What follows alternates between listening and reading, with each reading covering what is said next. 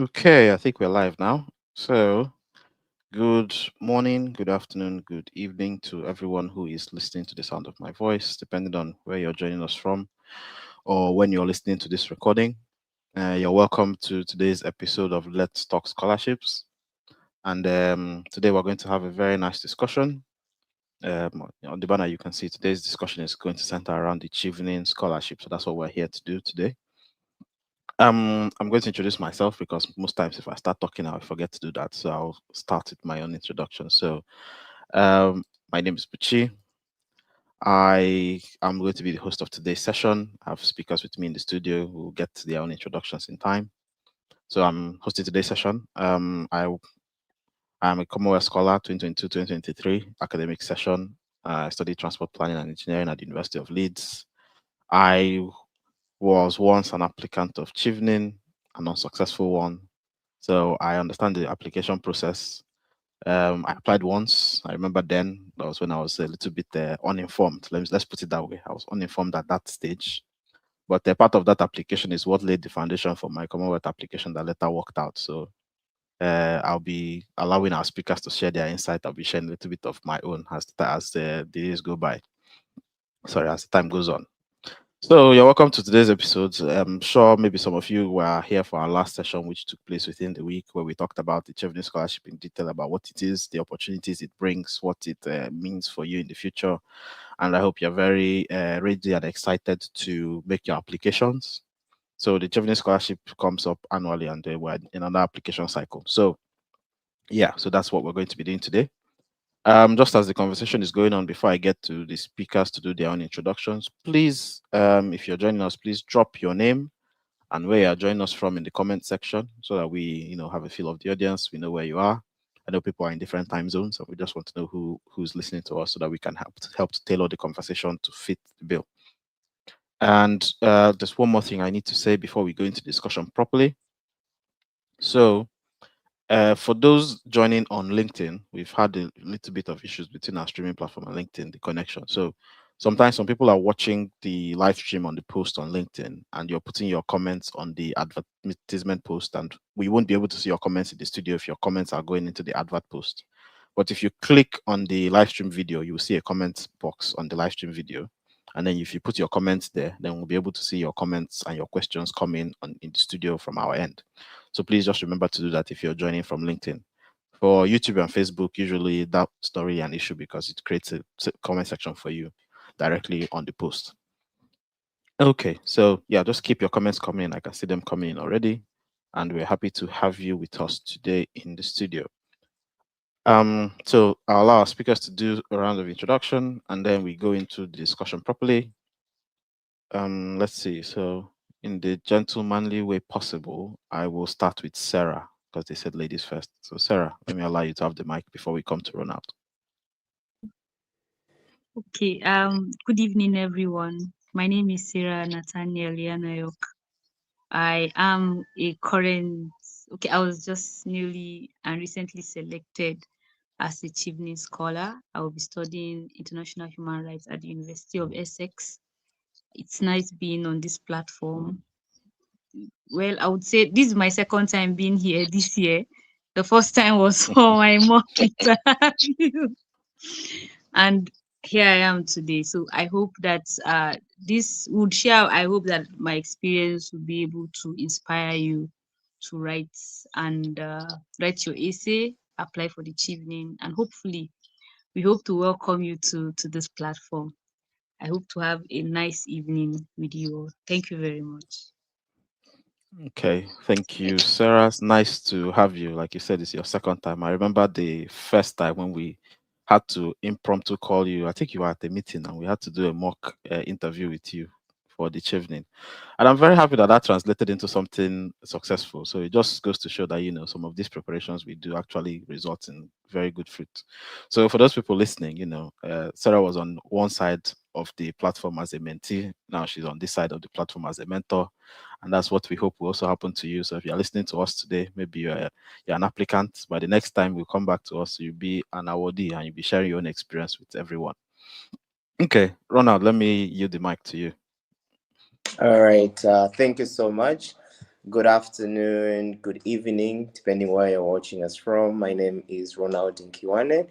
I'm from Zambia and I'm also a newly selected Chevening Scholar. I'll be studying financial technology at the University of Glasgow in Scotland. I'm really happy actually to be on this platform because it was one of the series I used to follow.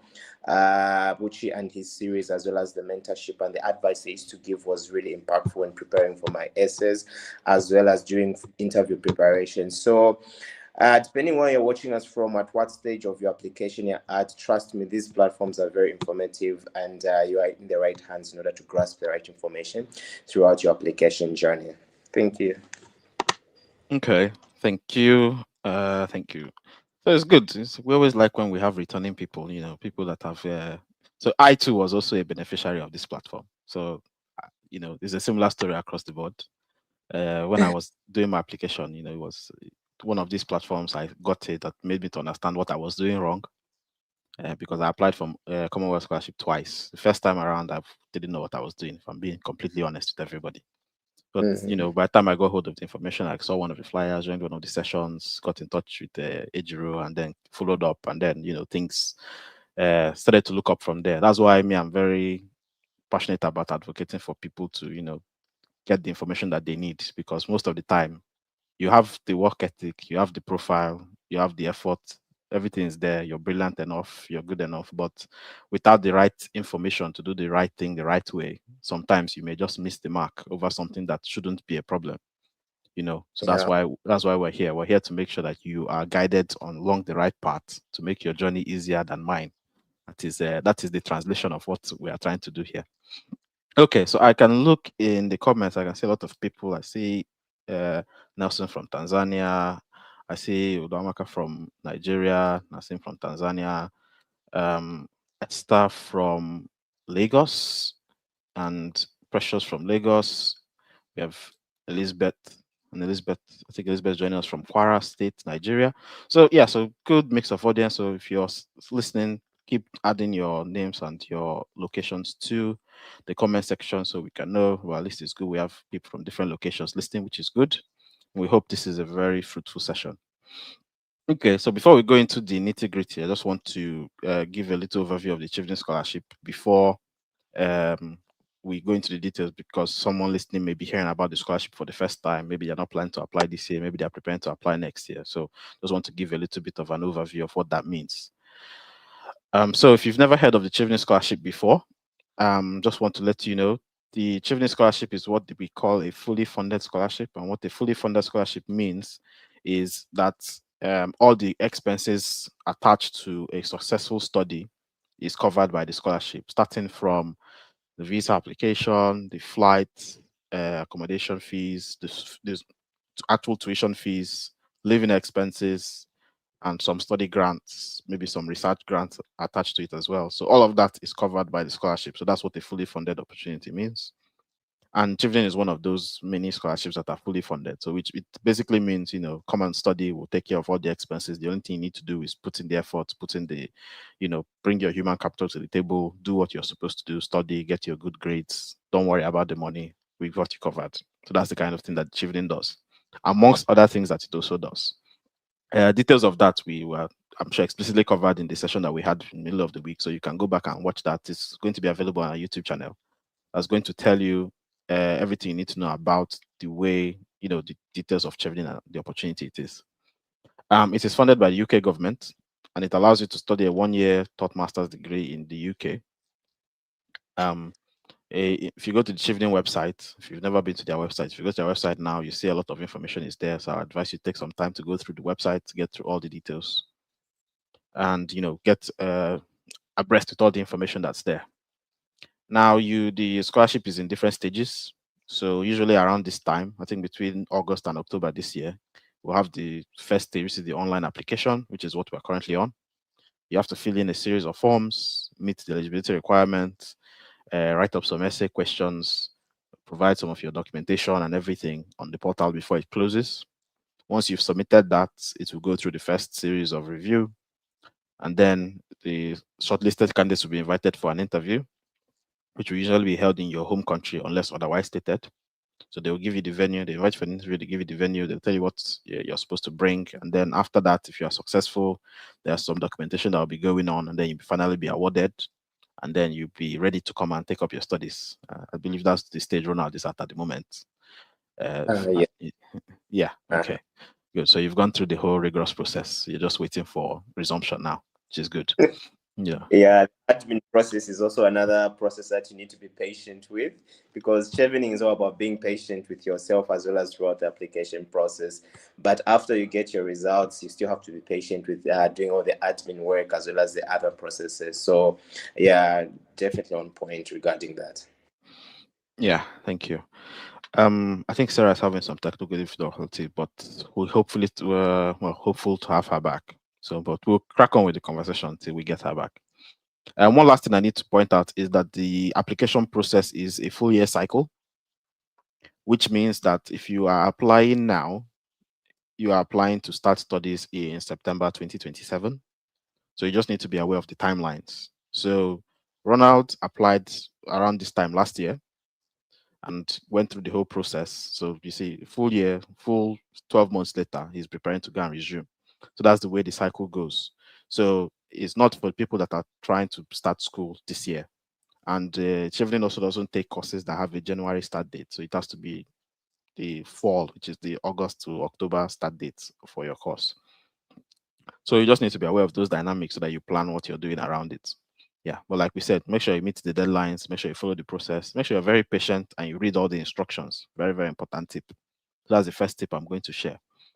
Okay, so I'll stop talking now. We'll come to Ronald. So with my first question, and just as we also go about the session, if you have any questions, please feel free to drop them into the comment section as they pop into your head so we can take them and make them part of the discussion. We want the discussion to be as useful for you as possible. So if there's a burning question that you have, don't wait till the end. Immediately you have it, please put it in the comments.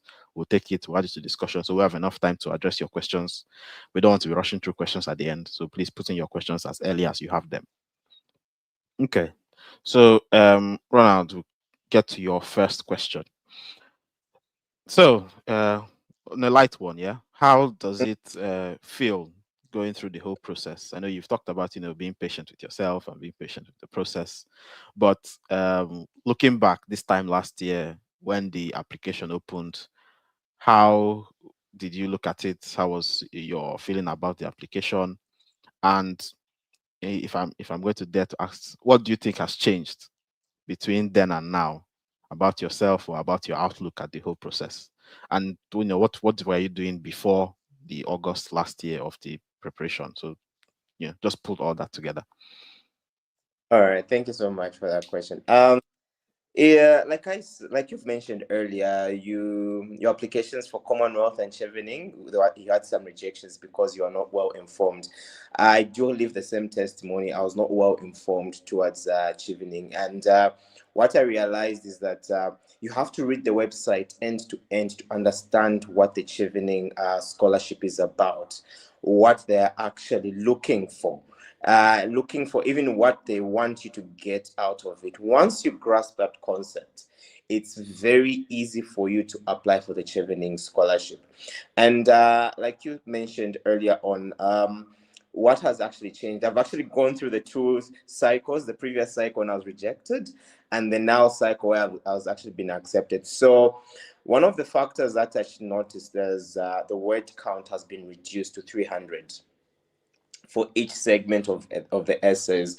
And now the essays are slightly detailed. They're requesting for more information as well as other details regarding to what sector or what priority goal are you addressing towards your application. So for me, it was because of the first rejection, I decided to take it upon myself to make sure that I refine my application. I look at some of the achievements I have done. I was basing my success, or rather my achievements, on what other people have done, but I actually had to sit down and do introspection and looked at what I was actually doing in my own capacity within my workspace. And I was able to come up with particular impact, rather certain highlights of my career.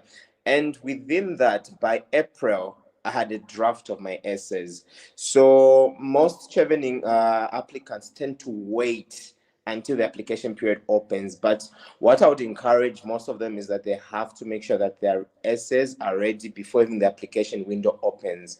It gives you time to refine, gives you time to create more impact through your wording and through your structuring as well.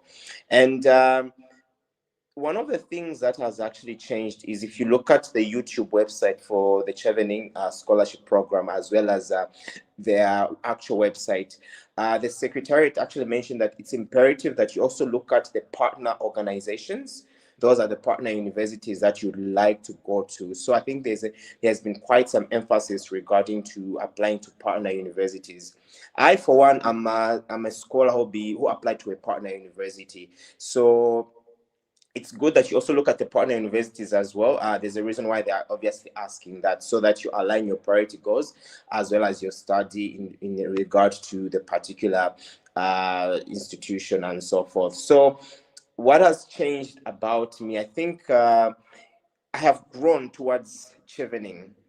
When I was applying until now, I'm not the same person. Yet I haven't gone to the UK. So that's how much impact Chevening has on particular applicants and particular scholars. If you look at the bigger picture, most people look at the picture of just going to the UK and coming back. But when you look at the impact that you create when you come back, or the impact and the networking opportunities that you create when you reach the United Kingdom, as well as the knowledge that you grasp, it's just not only about learning academically, but it's also the mentorship that you'll be receiving, as well as the future networking opportunities that you have and the connections that you build. Okay, thank you for that. I think that's very detailed. It's good to know that you've done 2 cycles, one unsuccessful and one successful. So we at least know that you've seen the 2 sides of it. And no, it's always I personally always like having speakers that have that experience, because they can tell you what they did wrong and what they've done right and how things have changed. And even after you've done the application and you've submitted it, even between then and now, you can see that there's some level of growth that you've achieved through going through that application process. It usually makes you to be very self-reflective. Things that you've never thought about yourself, you may have to start thinking about them, because they ask you to squeeze your whole life history and life purpose into 300 words. So you have to be very sure of what you're writing to be able to make it possible to fit into 300 words. So it's a very good experience. Sorry, I think you were popping in and out while we were on the call. I think we have you now. Yeah, just please confirm you can still hear me. Yeah, I can hear you. I was experiencing a bit of network challenge here. No problem. It's one of those things. It's one of those things. So we're just waiting for the Chevening Scholar that's going to solve that problem for us one day. So the question that Ronald was approaching was, looking back at your application and everything that happened this time last year, before you applied, or before the application opened last year, this time last year, how has your outlook changed? How do you see things? Do you think, are they the same? Do you think you still have the same outlook, the same view? And you've not yet started your studies, but what do you feel about the whole application process? Was it very difficult? Was it tedious? Was it easy? Was it satisfying? Did you experience any changes, reflections when it was all going on? Just give us how you think about the whole process. Okay, thank you very much. Basically, I would say that the Chevening Scholarship, as well as others that I've tried, has helped refine my thoughts, and basically it expanded my frontiers of knowledge, because for every time, this is my 3rd time of applying. Like, the first time I was on reserved, then last year I was abruptly rejected. Sarah, we cannot hear you. Yeah, I got in. I don't know if she's So audible. it's like, can you hear me? Yeah, I can hear you. Yeah, so this year I got in, I got selected. But basically, one of the things through my application process is that for every time I experience any challenge, I go back to reflect on why I was not able to respond to a particular question the right way. And then I work, I working on the things that I'm already working on. For me, basically, especially in 2023, against 2024, where I was placed on reserve, the application process, it was not easy for me because I had a lot ongoing. I had a lot of things that I was doing, and I needed to squeeze them into 500 words. So it was not easy to squeeze, but I was able to get guidance basically from platforms like this, where I was able to squeeze them gradually. And as God will make it, I actually got in. I did my interview. I was surprised when I met Dr. Balogun. Dr. Israel really helped out. Dr. Israel, Barrister Florence, who helped me through the interview process. But with all of the things that I learned, I realized that even while I was not selected or after being placed on reserve, I had to go back to think of how I would be able to enhance what I'm doing to come back and compete with other people. Because I know Chevening Scholarship to be to be a prestigious institution due to its alumni network. The platform itself is global, and then the opportunity that I had to select the course and the school that I wanted to go to, because Chevening actually gives you an option in a platter. That is, you are able to make selection of the schools, selection of the courses you want to apply for in the UK. So there's no restriction. And the fact that I also got to know that I'm not a 2-1 candidate. I am a 2-2 candidate. So one of the things that also Chevening has given me the opportunity to actually compete with other people, because for other scholarships you may be restricted because of your class or grade.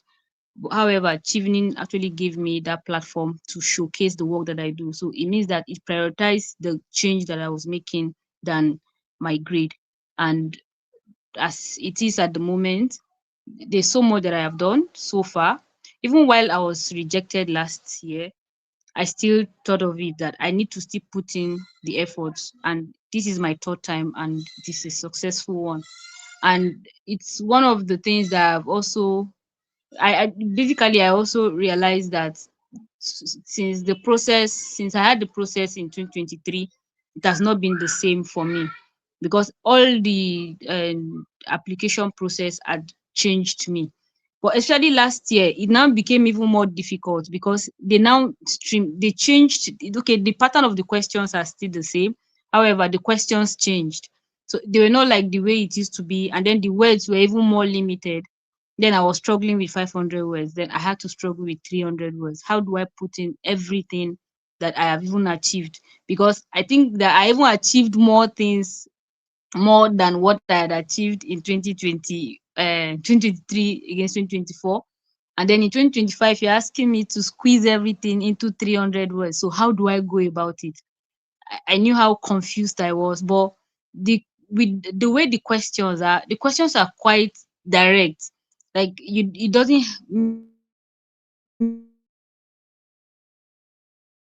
make you mumble. This ones, the current questions are a bit enclosed. So it's easy for you to just follow the question. More like when you're answering, there's like an A, there is like a B, there's like a C. So when you're answering your questions, you already know that, oh, I need to ensure that this information is provided, this information is provided, this information is provided. And that was how I was able to respond to my question. I think in even the networking essay, I experienced a bit of challenge there, because unlike before, in the career question, that is in the fourth question, that's where you talk about your short term, your long term, your short term, your medium term, and your long term goals.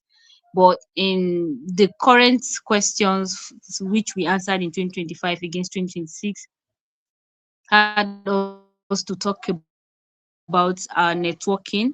And then the way the question even came was that, unlike before, you just talk about the network and what you have been able to achieve with the network. But this time around, it's what have you achieved with the network, and then how have you been able to impact on the person whom you've networked with, or how have you been able to improve the work that they're doing. And then they now added that you should state what you did immediately you return. in 300 words, how do you put all of this together? But I would not say it's as simple as anything, but it's just for you to collect your thoughts together. One, you don't have to be verbose. You have to that are not needed. All you just need to do is to hit the nail on the head. And then by the last question, you're already responding to your medium and your long-term plans. Well, for me, the application process has, with that, I was able to come up with an innovation. I remember during the interview, when I was invited for the interview abruptly, because that also, I count that as an experience that I've had in my Chevening journey. Uh, during that time, especially that day, after the entire session, in honesty, I sat down and started reflecting because I was going to eat. I went out with my friends. I was about to eat. I was waiting for the food, and then I was called upon for the interview, and then the mock interview. After the mock interview, honestly, I couldn't eat the food that I ordered for because I felt that I had not even done well with the comments. The comments were not brutal. The comments were honest. And I knew that I had so much in me, but what am I even doing? I've not been able to respond to the questions the way I ought to. So I had that night to reflect. And the next day,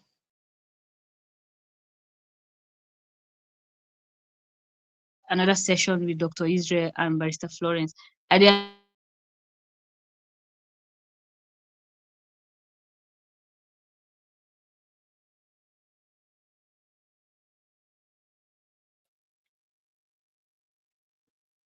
Can you still hear me?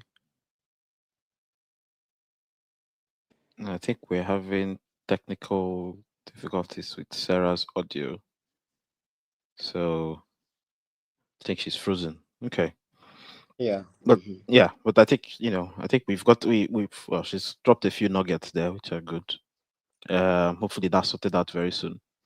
But yeah, but I think most of the the points are still very important for everyone that's listening to note. There's a is I always tell people, traveling application is not something that you just think, oh, the application is out, oh, I'll fill in the application, oh, I'm done, and you walk away. No, no, no, no. It doesn't really work that way. It's a kind of journey. It takes you on a journey. It takes you on a journey, which is why they give about 2 months for you to fill it out. I mean, in all honesty, if you have all the content, you can go into the website and fill it out in 15 minutes. It's just an online form if you want to fill everything and walk away. But they allow you the time to reflect, think about the stuff, reflect on the journey, take in what they're asking you, go and gather your thoughts, put it down, reflect on it, refine it, come back. And it's mostly for the essays. Most of the other personal information is just stuff you just feel and you already know those things. But the most important thing are the essays, which are the things we're going to talk about in a little more detail now. So just think about it that way. If you're applying for the first time, if you're first time experiencing the Chevening application, look at it in that particular light. It's a journey. They've given you a lot of time to reflect and do things. Make good use of the time. Start early, refine, and give them your best product at the end. I know people have said, oh, they tried once or they tried twice and they didn't get it. If it's your first time, don't be discouraged. Some people have gotten it on the first attempt. You just need to have the right information. That's the honest truth. Once you have the right information and you're on the right path, to be honest, you can get it at the first attempt. I've seen people that got multiple scholarships at the first attempt, and then they are the ones sending scholarships rejection emails. Oh, sorry, I can't be able to take up your opportunity because I have something better that's been offered to me this place else. If you've done multiple applications, you know what they call the love letters that you get when you've applied and you're waiting and you see the email and you open the email and you get the unfortunately, and then we call that the love letter. Yeah.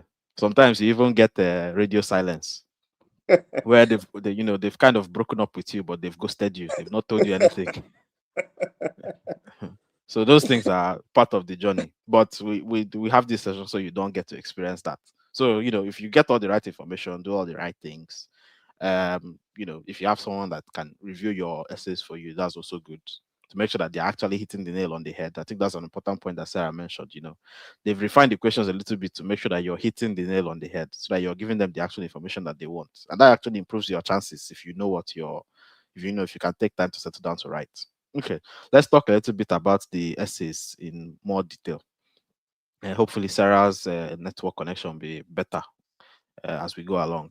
So I'm aware that there are 4 essays. I know that hasn't changed. What has changed is the word count and the structure of the question. And the one essay is talking about your leadership. So what is your leadership experience been like? What have you been doing? What are the things you've achieved? And how have you shown initiative? Many people see this thing to think that it means, oh, which post have I held? Which elections have I won? But that's not actually what leadership is all about. The leadership can be expressed in different ways. So it's all about how you understand the question and what you've been doing. Because people lead at different points in time. Even when you don't have a leadership title, you can be a leader either in a short term or in a long term situation. So it's about what you achieve with whatever you're doing. The second one is about networking and influencing, which is about how you are able to use the people you know and the things you know to get an outcome and also be mutually beneficial. I think that's one clear thing that they added in the last review. It's not just about what I connected with this person and I got something, but I connected with this person and I also gave this value back. So that's a very important point. Third one talks about your academics. What are you coming to study? Where do you want to study it? Where are the places? Why have you chosen the school you want to go to? And what is your first, second, and third choice if you have the space to put all that. But basically, why the UK? Why this course? What is it useful for, and why is it important to you? And then you cap it all off with your, so it's a kind of, I tell people the application is a kind of, the first 2 essays are basically, where are you coming from? What have you been doing? What are you doing now? And then they move over to, okay, you want to study a master's. What do you want to study? Why is that important? And then the last one talks about your career goals. Okay, what are you going to do after getting this master's? Because why should we pay so amount of money to allow you to study this master's if you've not been doing anything before? You don't know what you want to study now, and you don't have any plan of why this degree is important in the future. So you need to make sure those, because it's an investment, yeah. If they actually break down the numbers, how much is actually spent on each scholar for the Chevening Scholars, it's a large amount of money, and they need to justify why they should give it to you and not give it to somebody else. Yeah. So Ronald, do you want to talk through? Let's start from the first essay. Hopefully Sarah is back. Yeah. So the leadership essay. How do you approach that essay? I know we don't have the questions here, but everyone. Okay, sorry. Before we do that, I think I saw a question in the chat where someone was asking about the link. That there's a link my mentor sent to me, but it is plain that the application is closed. I am assuming that this may be the link from last year. And so my advice will always be to go to the Chevening's official website, and there you'll be able to see the application link. I've seen the website myself. I know the link is there. I know the application is open. I will try to see if I can fish out the link and post it in the comment section somewhere. But my advice is usually just go to the website. All the information is there, including the link to apply. So it is there and it's open. So back to my question, sorry, is leadership essay. How did you approach the leadership essay? And what were the things, what are the content that you used? What are the things you reflected on that got you to get the content that you had for that essay?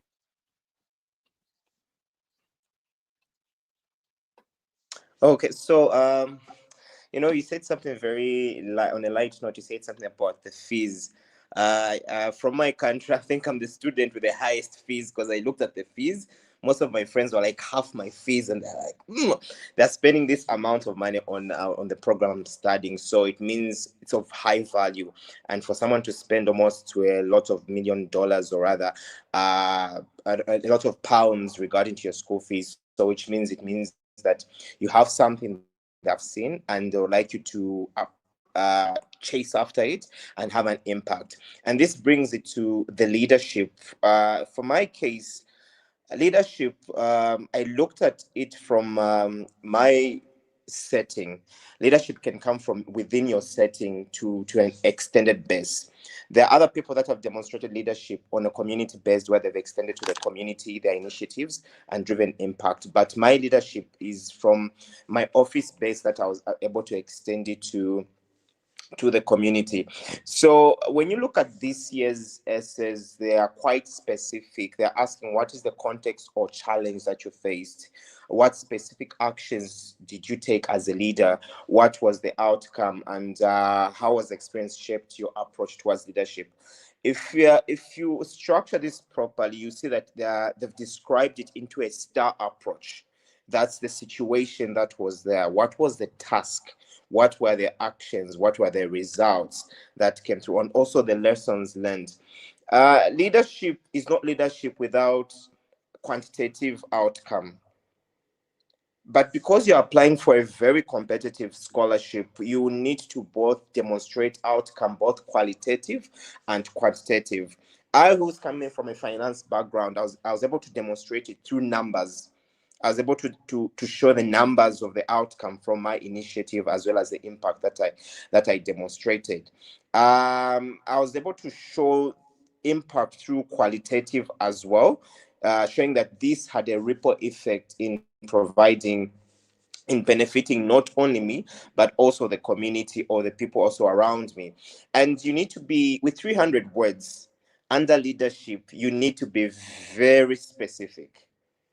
You need to be very specific without those amounts of words in order for you to allow the reader understand you as well as follow through your story. Remember what we've just discussed. We say you're coming from somewhere, but your leadership will be demonstrated where you will go. That's in your future plans. But they want to see where you've come from, how you've actually demonstrated this. Is it in your own capacity, or is it you founded an organization? Is it in your workspace where you've taken initiative and they are results driven? Was it in a community where you saw a gap? So in this context, through leadership, you also have to describe what leadership is to you, because leaders are born out of a number of situations. Others are situational leadership, others are actually self-appointed leadership. But Chevening is also looking at those leaders that are able to identify gaps and problems and come up with initiatives in order to close that particular gap or solve that particular problem. It could be in health, it could be in technology, it could be in agriculture, climate change, policy making, and so forth. But as a leader, you need to understand that you need to identify a gap and describe how you solve that gap and how you close that gap. What were the challenges that you faced? What did you learn from that particular experience? That's in how I actually approached my answers towards leadership. I noticed there are some other candidates who were able to fit in two examples of leadership, but for me, I was able just to fit one example. So depending on how detailed you are and what you've actually written, others would fit in two, others would fit in one example. But I'm assuming that one example is enough to give a detailed outcome as well as the impact, the results, and the lessons learned as well. Okay, thank you for that. Sarah, I don't know if let me see if we can get Sarah back. Sarah, are you there? I'm here. Yes. Okay, yeah, I don't know if there's anything you want to say about the leadership essay in addition to Okay. what Ronaldo said. I know you've been having the issues, but we'll make our best. We'll show our resilience by working with what we have. Just before you answer, sorry, I've put a link to the Chevening application Yes. I in hope the so. on the screen, so that Yes. those who are looking for it, because I think some people are going to the wrong link looking for last year's application. If you go to the Chevening website, www.chevening.org/apply, you would see they will ask you a place to specify what's your country and what scholarship you're looking for, and then it take you to a page where you have to now fill in that you're looking for 2027 scholarship, and then that gives you access to the application form. So I just checked that now and it's working. So just for the benefit of those that are listening. Sarah, I'll let you say what you want to say. Go ahead. Yes. I apologize for the network issue that I'm experiencing, but I'm going to make use of the opportunity that I have to add to what Ronald said. And he actually said one, I think, and I also agree with him, because I used only one scenario, one of my leadership experience, because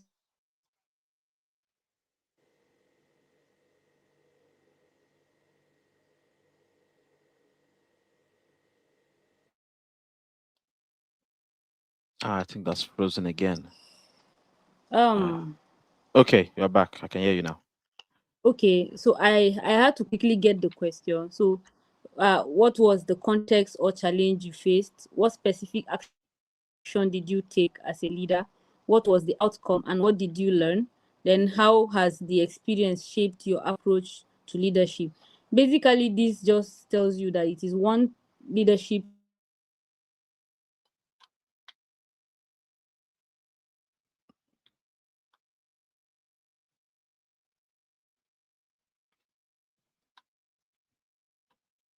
Hmm. Technology not working. It's always an issue. It's always an issue. Okay. Uh, Well, I think to add on as well, I think during your leader, when the candidates are writing their leadership examples or giving one leadership, it's imperative that you always tie it back to Chevening.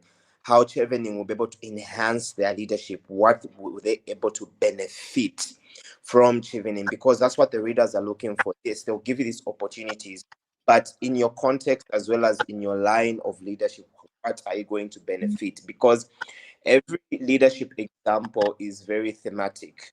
So when you start your essay, if it's in agriculture or policy making or economic development, there will be that theme that you set across.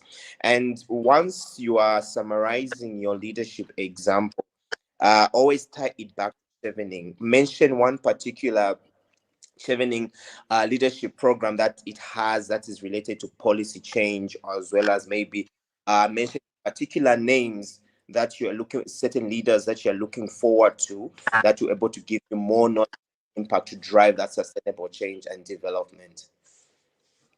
okay. Yeah. Thank you. Okay, I think we have let Sarah back. yeah, let me add. Yeah, she's I'm back. sorry for this. I'll just keep apologizing. No, no, no. And let Don't me worry. Go ahead. Go ahead. just If add we can get also. you for 5 minutes, we're happy to have you for 5 minutes. You know, it's an impactful five Yes, minutes. We've learned how to squeeze a lot of things into small places. So yes. So let me also add that from your leadership, you have to ensure that you maintain coherence, that your Mhm. should be related to, at least let it be related to what you aim to go and study. Let it be also be connected to your future or career goals.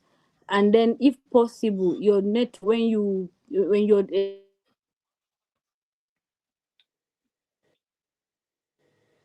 you cannot be a lawyer and be connecting with a, I don't know, maybe a farmer or somebody, and it's not connected to what you're doing. You have to maintain coherence from the beginning till the end. So from your leadership,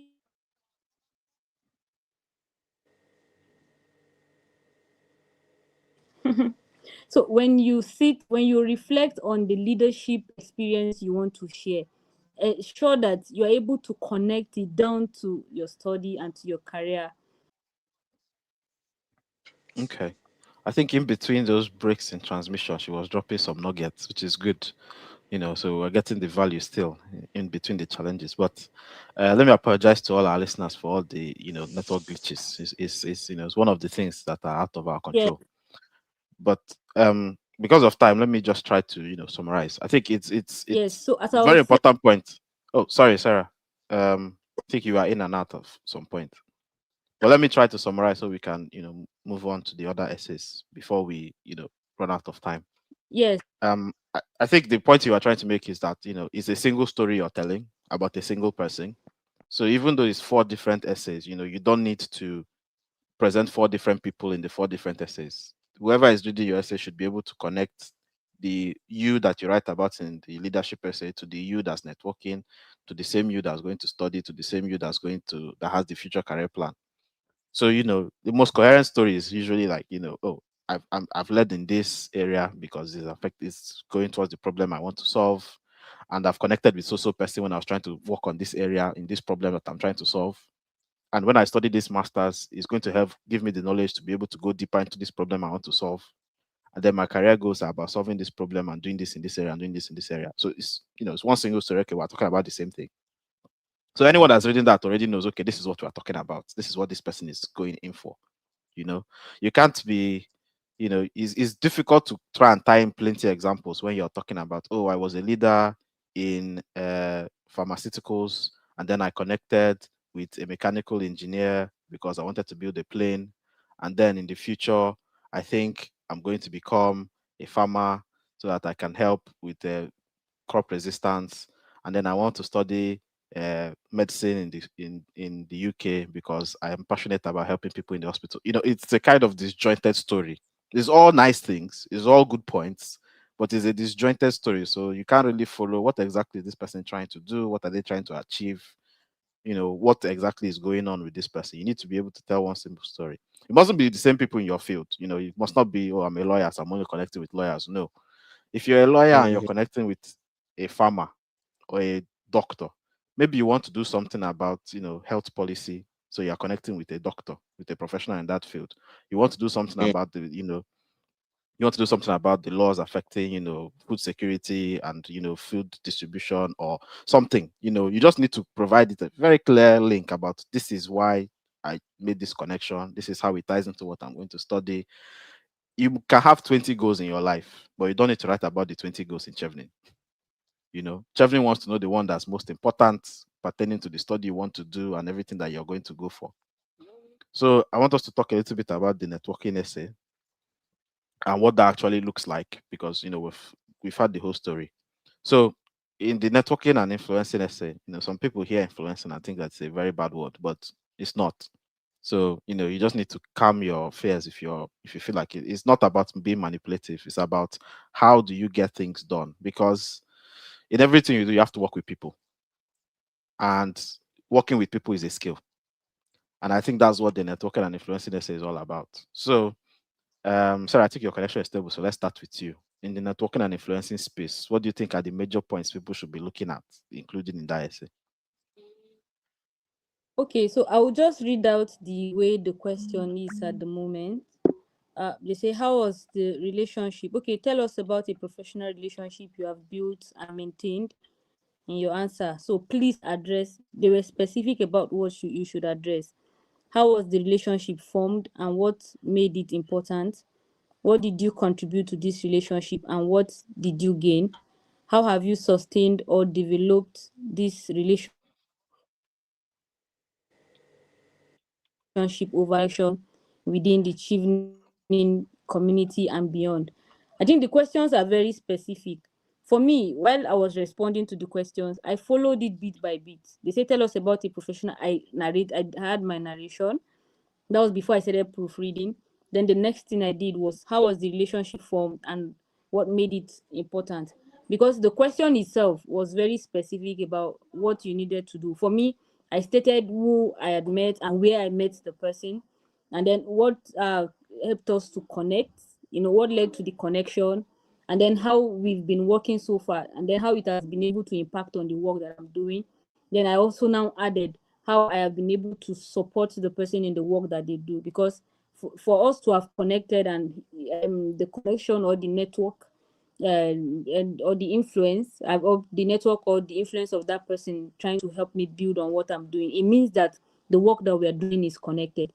Like we have said earlier, you cannot be, unless if you're, let's say you're a lawyer and you're connecting with a medical doctor, then it means that the connection must be very related to what you're doing, and then that that connection can transform into how you aim to relate with other people, including Chevening scholars, because it added that how will these skills help you to build connection with the Chevening community and beyond.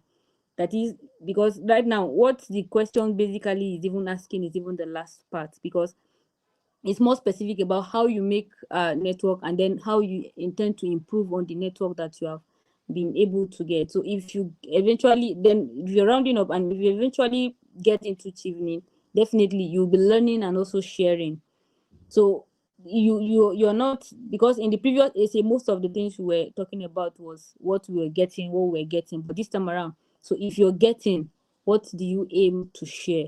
So you have to be able to tell them specifically what you aim to share, because you have been able to narrate those ones already from the beginning. It is a narration about what you're able to do, but right now when you get to the part where you're now talking about how with this skill, because some of the skills that you have been able to lay is that, one, you are a team player, because for you to have been able to connect with somebody and then gain from the person, and then you are also helping to improve what the person is doing, it means that you're a team player.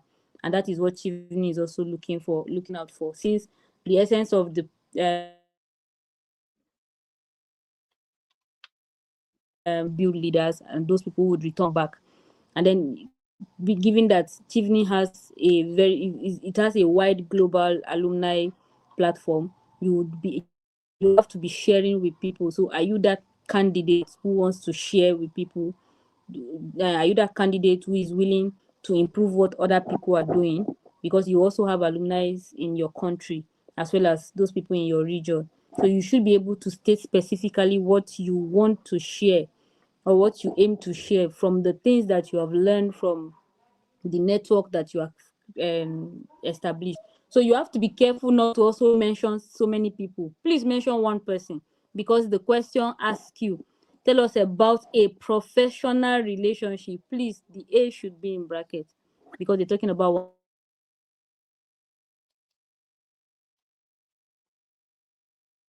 So you don't have to mention so many people. Just one person is enough.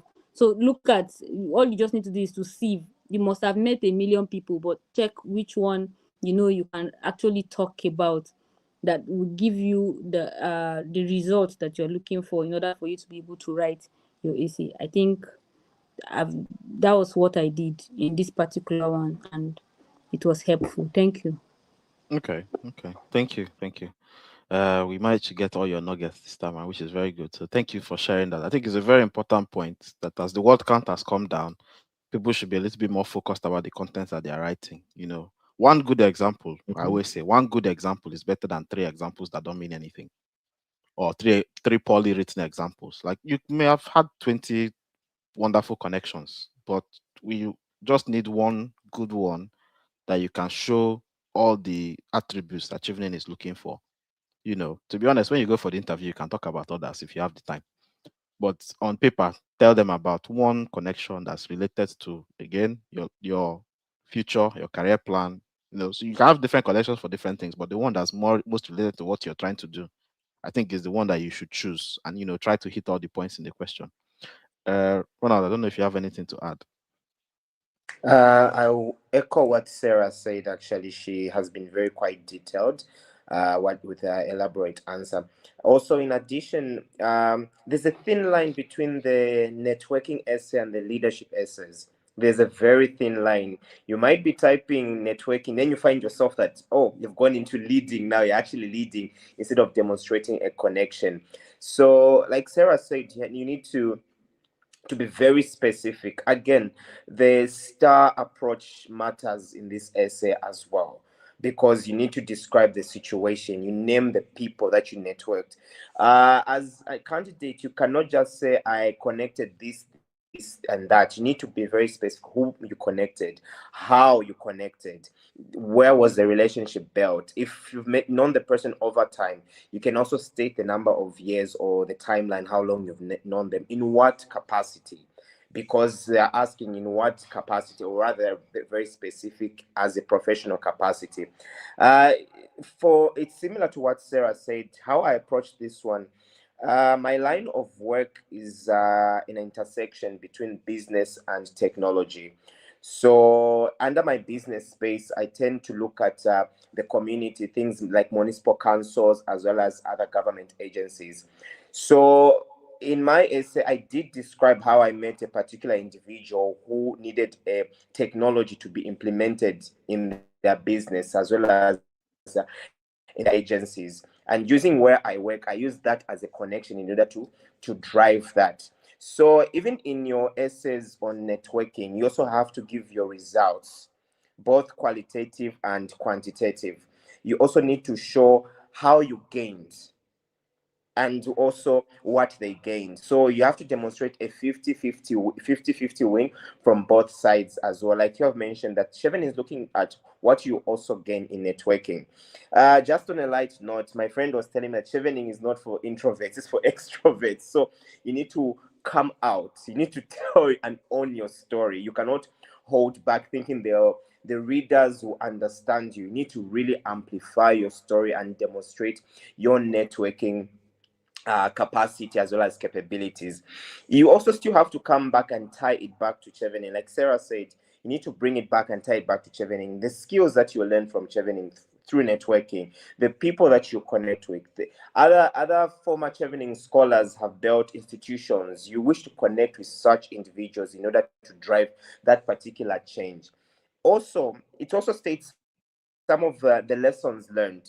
So lessons learned can both be in quantitative, qualitative. In my case, when I was demonstrating on the lessons learned, I demonstrated I was able to understand problems faced by municipal councils as well as government agencies in driving financial in driving financial inclusion as well as driving economic development in the community. So that's how I approach this particular essay. So I think, like you've mentioned, one essay is better than multiple essays that do not add value or rather are confusing the reader. One essay of high quality is best than having 3 or 4. So it's always good that you look at which essay is more stronger. And one thing I noticed is that I think for our cohort, they were slightly lenient because of the change in questions and word count. Because I was reading some of my friends' essays, some peers who are doing mock interviews with.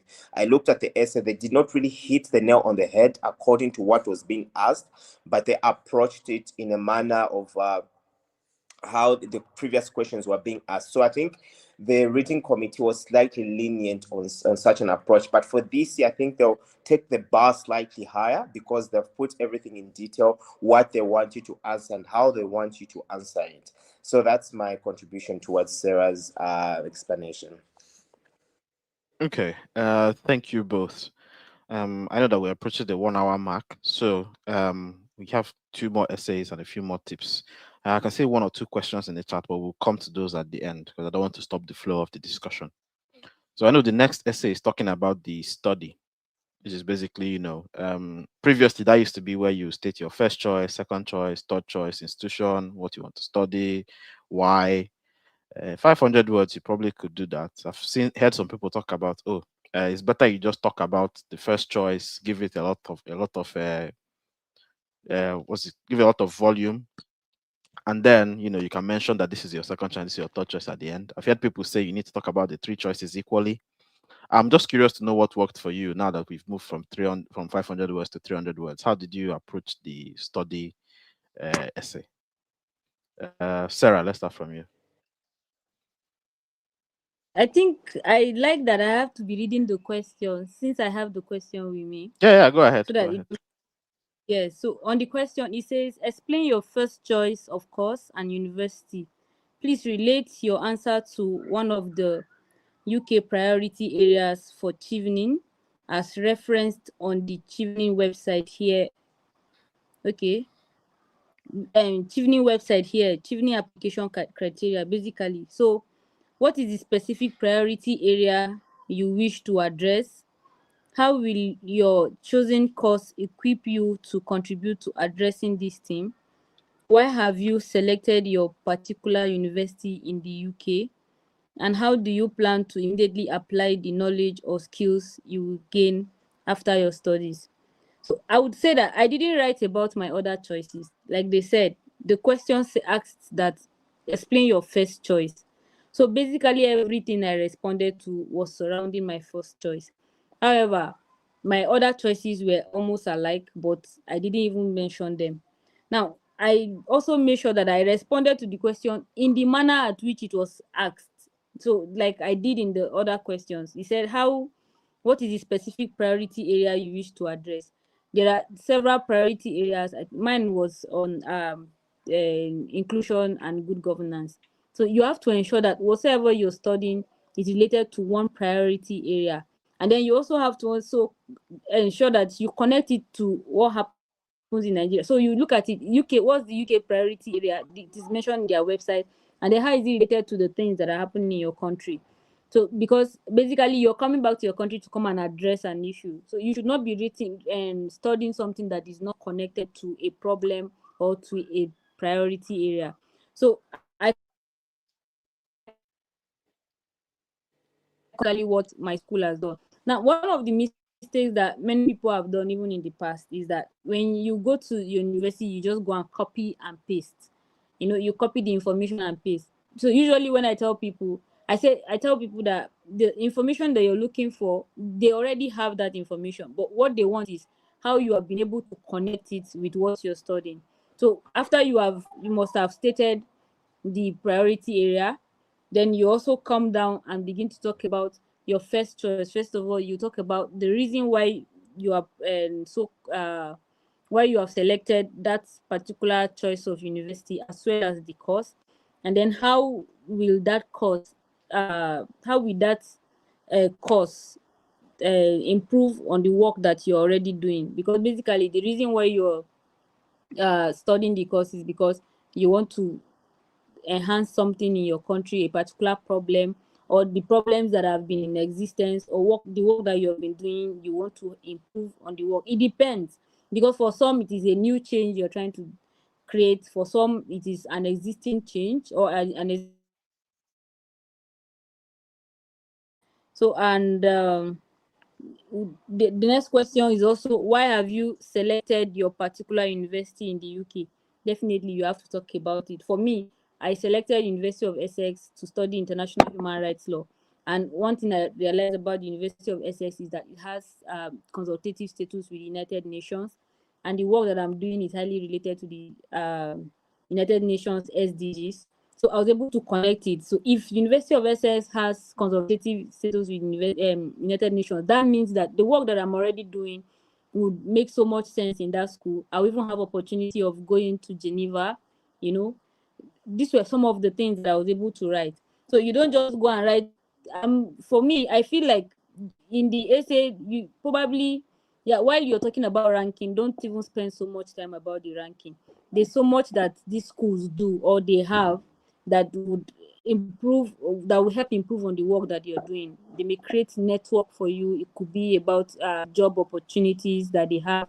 The UK schools are already highly rated, yes, so maybe you should look at other things, because if everybody is talking about just ratings, how about the other things that the schools have several qualities that you should look at. So I feel like they also prioritize those who have made deeper research, because for me the ranking is something that you can just write about, but how about those things that people don't see? Maybe a lecturer drew your attention, and then this is what the lecturer is doing. You hope that you're able to connect your research with what they are doing. So just carry out deep research. Take your time, intensify the research that you're having. You still have from now till October. 1 week is enough for you, or 2 weeks for you to take your time to, immerse yourself in what the school is doing. And then they now ask that, how do you plan to apply the knowledge or skills you will gain after your studies?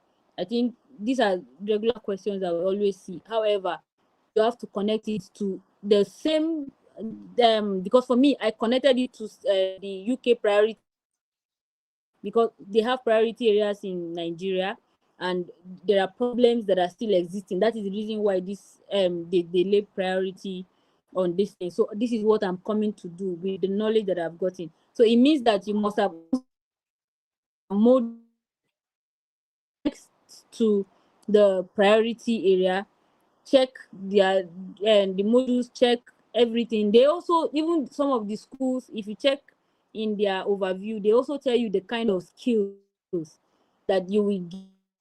They are very specific about it. The UK universities websites are usually very detailed. So when you go through all of this, it is easy for you to put your ideas together. But my advice is, as the question is, I don't know whether it's going to be but hopefully it may be. Follow the question step by step. It doesn't matter how much words you have at first. It is gradually you begin to shrink them, because you have only 300 words. That means that you're talking about just your first choice. This is to be Okay. asked during the application process. But for your ensure that you are consistent. I talked about coherence earlier. So it means that for me, my entire essay was connected down to my career goals, because I was talking about the SDGs till the end. And then you can imagine that my choice of education, my choice of school also had consultative status with the UN. This means that I was able to connect everything, including my networking. So coherence is very key. And then take note of every detail, because if some detail are missing, you will not be able to connect the dots. So take note of the questions, read them very well before you start. Thank you. Okay, thank you. So Ronald nodding a lot while you were talking, so I'm going to allow him to agree with the points that you've made. Yeah, I strongly agree, because if the way she's explaining her essays and what she wrote, it looks like there's a pattern, because it's what is also in my essays. I'm actually looking at my essays as well as how I answered the questions. You can tell that there's a particular pattern that Chevening follows through. If you meet that standard 1 criteria, which means it gives you a better ranking. It's not safe to say I've applied at my first choice of universities, University of Edinburgh, or perhaps Reading University, because it's one of the Russell Group's universities. So what if it's a Russell Group universities? Is there anything more to that particular university that you are looking forward to other than the academia part? So the study in the UK is a make or break question. It's one of those essays that will either take your scoring higher or just put you on the average candidates as well. So on this particular essay, I would emphasize the candidates to put in their best efforts to hammer the nail on the head. So it's quite explicit in how they're asking you, what UK priority area do you wish to address? So you need to be very specific. My approach here, I included numbers. I included the priority area I'm addressing. I even decided to put in a percentage and a number. 65% of XXSX suffers from this, that, and that. And in that manner, should I be able to study my master's in that and that, it to give me the capacity. So it's showing that you're quantifying. It doesn't matter what field you're in. Every field is quantifiable, be it under numerical or particular wording. Every field is quantifiable. The problem has a percentage. It has a statistic. So if you put in the field you want to address, you also the statistics to prove that should I be given this particular program, I'll be able to address these numbers or contribute to reduce these numbers, be it maternal health, be it malaria numbers and so forth. And like she has said, you have to be very coherent and consistent in your writing. So when it comes now to selecting that university, I've said that you should select universities that are also partner universities. It will give you a good leverage in your scoring. So for instance, you can talk about the modules. What is it about a particular module that you've been drawn to? You can talk about the lecturers and the professors. Who particular lecturer you've been drawn to? What work have they done? So you can mention things like perhaps their research towards addressing economic development. You can talk about their research towards HIV and AIDS, and this is what I'm looking forward to. You can talk about the other extracurricular activities that the university has. Does it have networking events? Does it have other particular modules or programs that they offer that you'll be able to benefit and network and also enhance your leadership skills? You can also look at in this manner, who is the university collaborating with? Like, for instance, is it collaborating with the United Nations towards something, or with any particular law firms and so forth that you are looking forward to learn? For me, I documented like I'm looking forward to having an innovation hub where I'll be able to simulate situations, or rather contextualize what is happening in my country in that controlled environment through the guidance as well as supervision of academic professors such as that and that and that. It means if you put in names, specifics, it gives you that leverage that you've done your research. You know what you're talking about. You're not just putting everything in a general box. also, you look at what impact the university has contributed towards the United Kingdom. Most of your universities contribute to policy making as well as addressing any particular research which the government can actually employ. So you have to look at that in a holistic manner. And on this particular essay, they actually touch a little bit about your first year of your career career program, like when you're done your return, what you do. So if you look at the question in detail, let me just scroll up.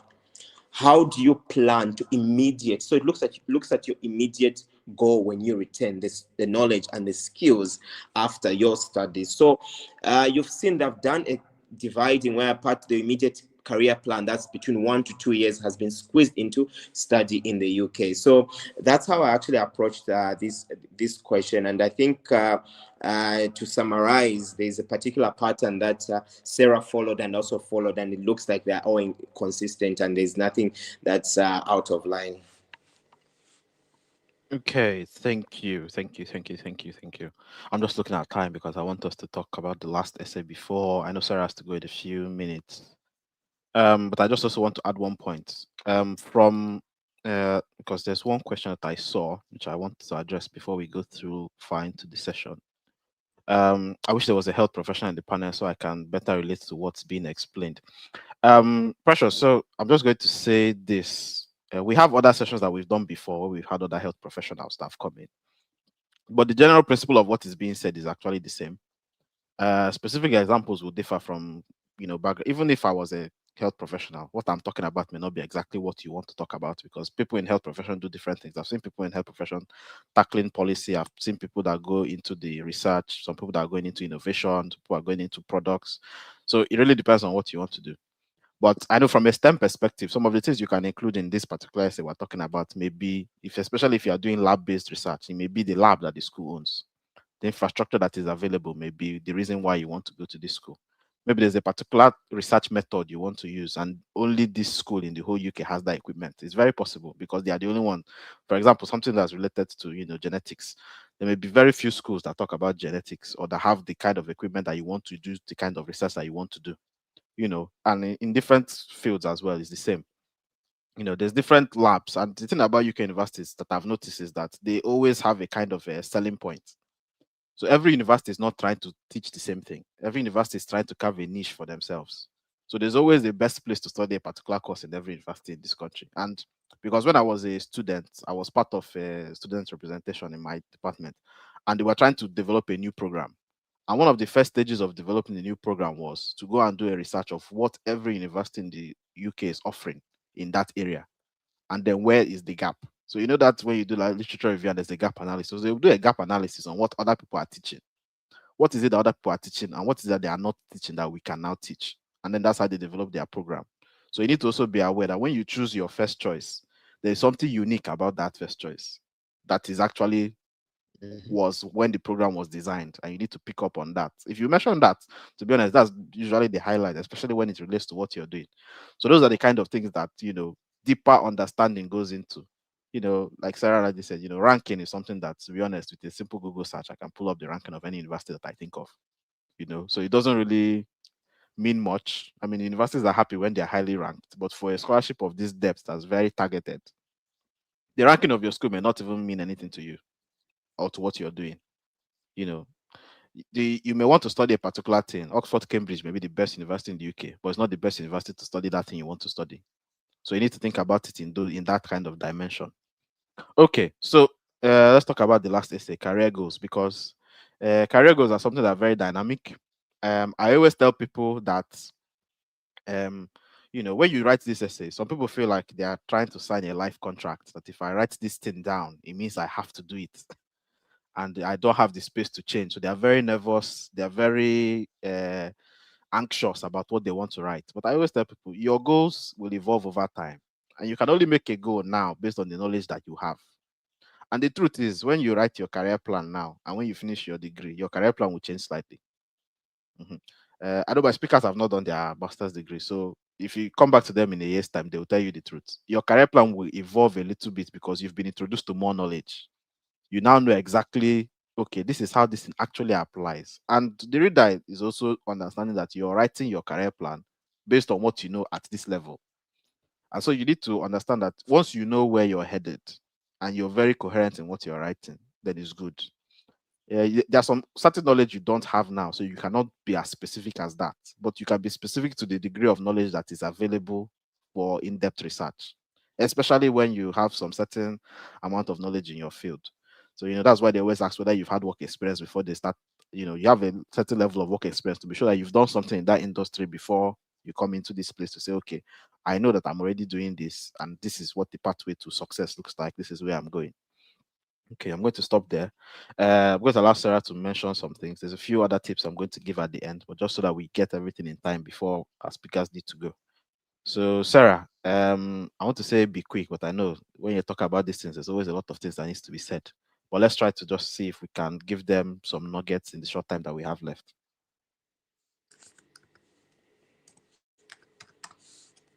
Sarah, I think you're on mute.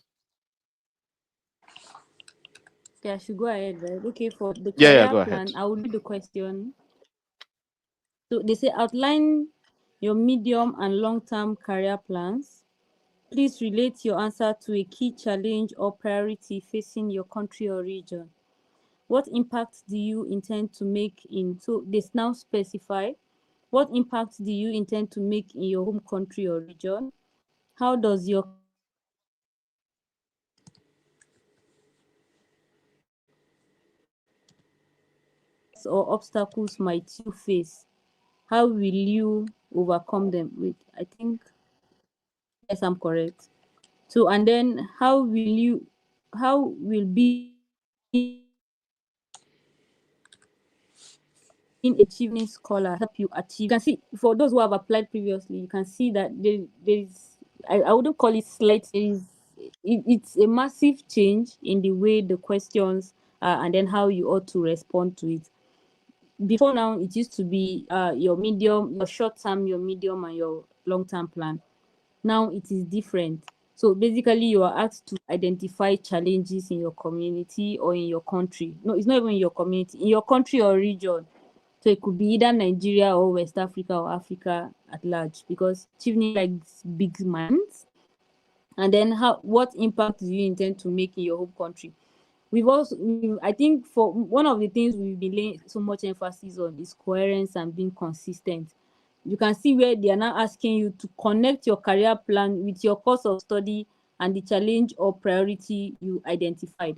This question is even connecting back to your study question, because you have to also talk about the UK priority again in this particular question. Then you are also identifying a particular challenge in your country or your region, and then you're also connecting it with your study. So it means that you should be telling them, at this point you're telling them, it's not what you must have learned again.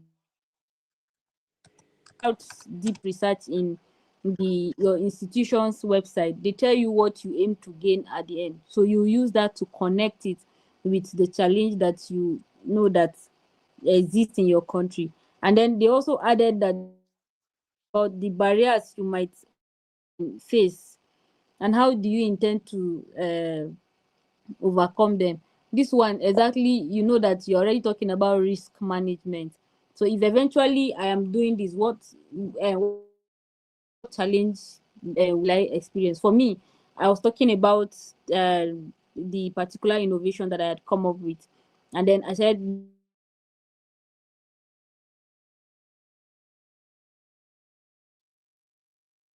have to I think we lost Sarah, unfortunately.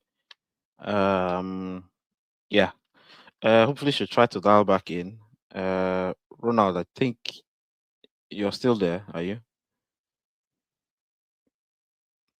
Or are you also having network issues? Okay. This looks like tech decided not to work today. Ronald, can you hear me? Your microphone is muted if you're speaking.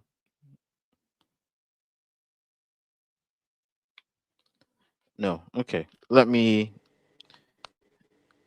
try to fill the gap while we're trying to sort that out. Okay. So I think we managed to get the question off Sarah. Puchas, I don't seem to get you. Can you hear me now? I can't seem to Yes. get you. Okay, Sarah, can you hear me? Yes, I can hear you. Okay, you can finish up while I think Ronald's network is glitching a little bit, so hopefully it will have stabilized by the time you're done.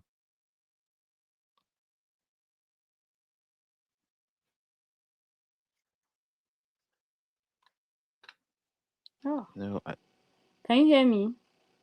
yes, I can.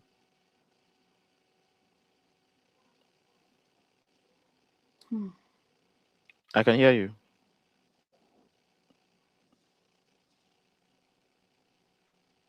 I can hear you. You can go ahead. Okay. Thank you. So and then I think where was I? Okay, I was talking about the barriers and obstacles you may face and how will you overcome them. You have to be able to state specifically what challenge. So look at the challenges you may experience deeply. Don't just be shallow about it.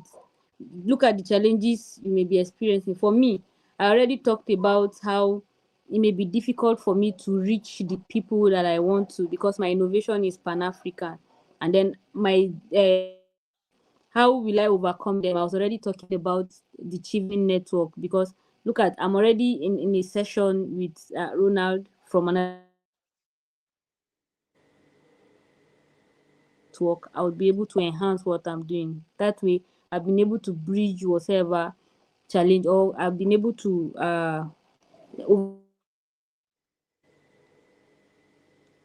experiencing. Please, am I the only one here? This network is making me No, apologize I so can hear much. you. I can hear you. Just go on. We can get you, don't worry. Okay, then how will being a Chevening scholar help you to achieve your ambitions? So I was able to connect everything. Basically, the question is no longer like the previous one, that you should be able to talk about, connect both your medium term and your long term here, but by responding, ensure that you are able to respond to all of these dotted the these dotted highlights that they already have, what impact your country, and then make sure you connect it to your priority, the UK priority areas that you have stated in your studies. So, like I said, and just to sum up, that ensure that you maintain coherence and be consistent in your essays. Because if you're consistent, when you get to this place, the only thing you should be wondering, that you should be wondering about at this point is how to shrink your essay into so that it will be 300 words than rather than not knowing exactly how to connect them. Because if you have been able to connect from leadership down to your relationship building and your study, the last question would not be a challenge. As you just need to think of, okay, what challenges you may experience, and then how you intend to uh, overcome these challenges through your studies or through what you must have gained. So it could also be that you have been able to acquire several skills or the network, whatever you think would be, but it has to be realistic. Basically, it has to be realistic. Thank you very much. Thank you, Sarah. Ronald, can we give you the mic? All right. Sarah has covered everything. I'll just echo what she has said as well. If you look at the structure, everything has to be coherent. Most students or other future candidates tend to mess up on career plan. And even when it comes to interview stage, this is where they tangle themselves in. But like which I said, your goals will change over time. And Chevening will understand that as well, but there has to be a certain flow on how you also answer these. So you have to take up the SMART approach. This is specific, measurable, attainable, realistic, as well as giving a time frame. Your career goals in these new essays, it starts actually from the study in the UK. The last question introduces your short-term goals. So as you're summarizing your study in the UK, it's imperative that you summarize it on how it will connect you to your midterm as well as long-term goals. Again, I'll emphasize you need to be specific here. Numbers are quite important. Every sector of the globe has got numbers, be it finance, be it health, be it commerce, business, and maybe climate change. Every sector has got a statistic as well as a contribution. It has a priority goal which is being addressed. You also have to be specific which institutions you want to target and work with. You cannot leave fruits hanging when you can mention certain key names, maybe probably former Chevening scholars who are already doing something that you'd connect with this in order for you to drive this particular establishment. There are some students who wish to start up their own institution, have their own startup. You can still mention that in my long term, I wish to establish an innovation that will be able to address health issues via these particular channels, and I will work with this particular institution, and these will be the impact. I plan on targeting the following numbers of communities or women with such particular cases or youths with such particular cases. And this, as you summarize your midterm goal, it should also lead to your long-term goal, which again the time frame should be given as well as it should be realistic. Mention key names, how that particular midterm goal was your platform to take you to your long-term goals as well. So like Sarah explained as well, the challenges that you face, you need to highlight them, you need to amplify them, you need to amplify how you'll be able to overcome them. What tools are you going to use? Which institutions are you going to work with in order for you to overcome those particular barriers? Remember that Chevening is looking for networking candidates that can network, how your networking can actually bring in particular institutions on board. So in addition, or rather to add more, you have to look at your essays, where you are from, where you are, and where you are going. Everything has to be connected. If there's a disconnect, they'll question your answering as well as your particular essay. So that's in summary regarding to your long-term goals as well as answering the last question. Okay, thank you for that. I think Sarah will probably not be coming back because I know she said she had another appointment which she has to attend to. So, but we're very happy that we have her, and I'm going to crave your indulgence Don't so know. we can have Let you for me a little just bit longer. refresh. I can't. Can you hear Let me? me just refresh. I'm able to get you. Okay. I'm going to have some faith that the audience can hear me at least. So I'm just going to say, we're going to round up now. So I'm going to try and take the remaining questions I can see in the comments and see if we can tidy those up. But all in all, just remember we've done this session for a while. And like I said, even though the questions have changed this year, which we have talked about a lot, some of the underlying principles are the same. So even if you want to go and watch previous recordings, especially, webinars that have other people, to get some other different perspectives, that would also be beneficial to you. So I'm just going to start pulling questions from the chat now, and then we'll probably summarize the few tips at the end. So I have this question from Precious that came in a while ago. All the schools are showing starting in September 2026 or started in September 2026. There's none showing commencement for 2027. What to do? Let me add this particular detail. So like we said at the beginning, this Chevening Scholarship is a full year cycle application. And people that applied last year have not resumed school this year. So on the side of the school, we were talking about getting admission from the school and all of that. The schools are not yet accepting admission for 2027 at the moment because they are still concluding admissions for 2026. They need the students to come and enroll and start before they start talking about taking students for next year. Meanwhile, Chevening has already started their own application. So you do not need to apply for admission to your school before you can complete the Chevening application.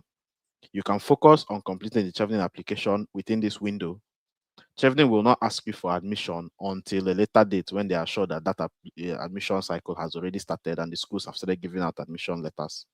So that comes later. So for now, within the next 2 months, your focus should be on the Chevening application. After the Chevening application window has closed, you have enough time between then and even the interview to apply for admission. By then, some schools' admission will start to open up. I think some open in November, some in December, some might open in January once they've taken their January intake. So it's a rolling thing.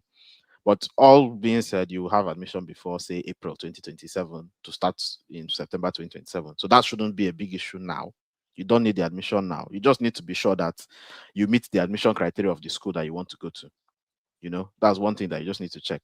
The school you want to go to, do you meet the admission criteria? Check on their, as you're browsing through the school's websites, which you should do, check all those details as well. Are there anything, if there are some requirements that they need that you don't have, this is the time you start working on getting those things in place. You know, if they need your travel documents, passport as an international student, and you don't have a passport, this is the time where you start applying for a passport because you're working towards that. If they need your certificate, your original certificate or your transcripts, and you don't have that from your previous study, this is when you start getting those things in place. You know, and any other thing, if you need to do a language test, an English language test, this is when you start working towards that as well, because all those things might be conditions for getting the admission into the school you want to go to.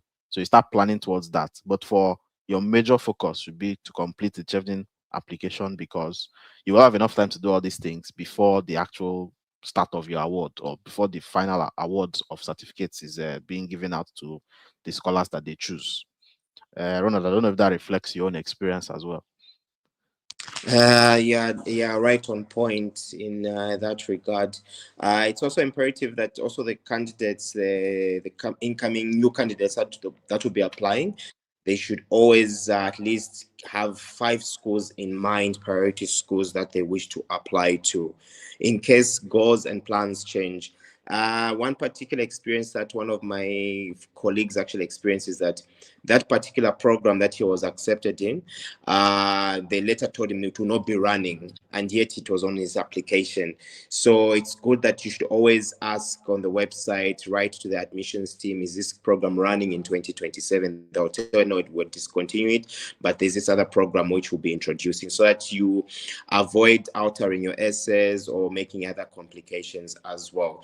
So always be on the lookout on the university website. They keep on changing almost every cycle due to the UK regulations and what's required for most universities as well.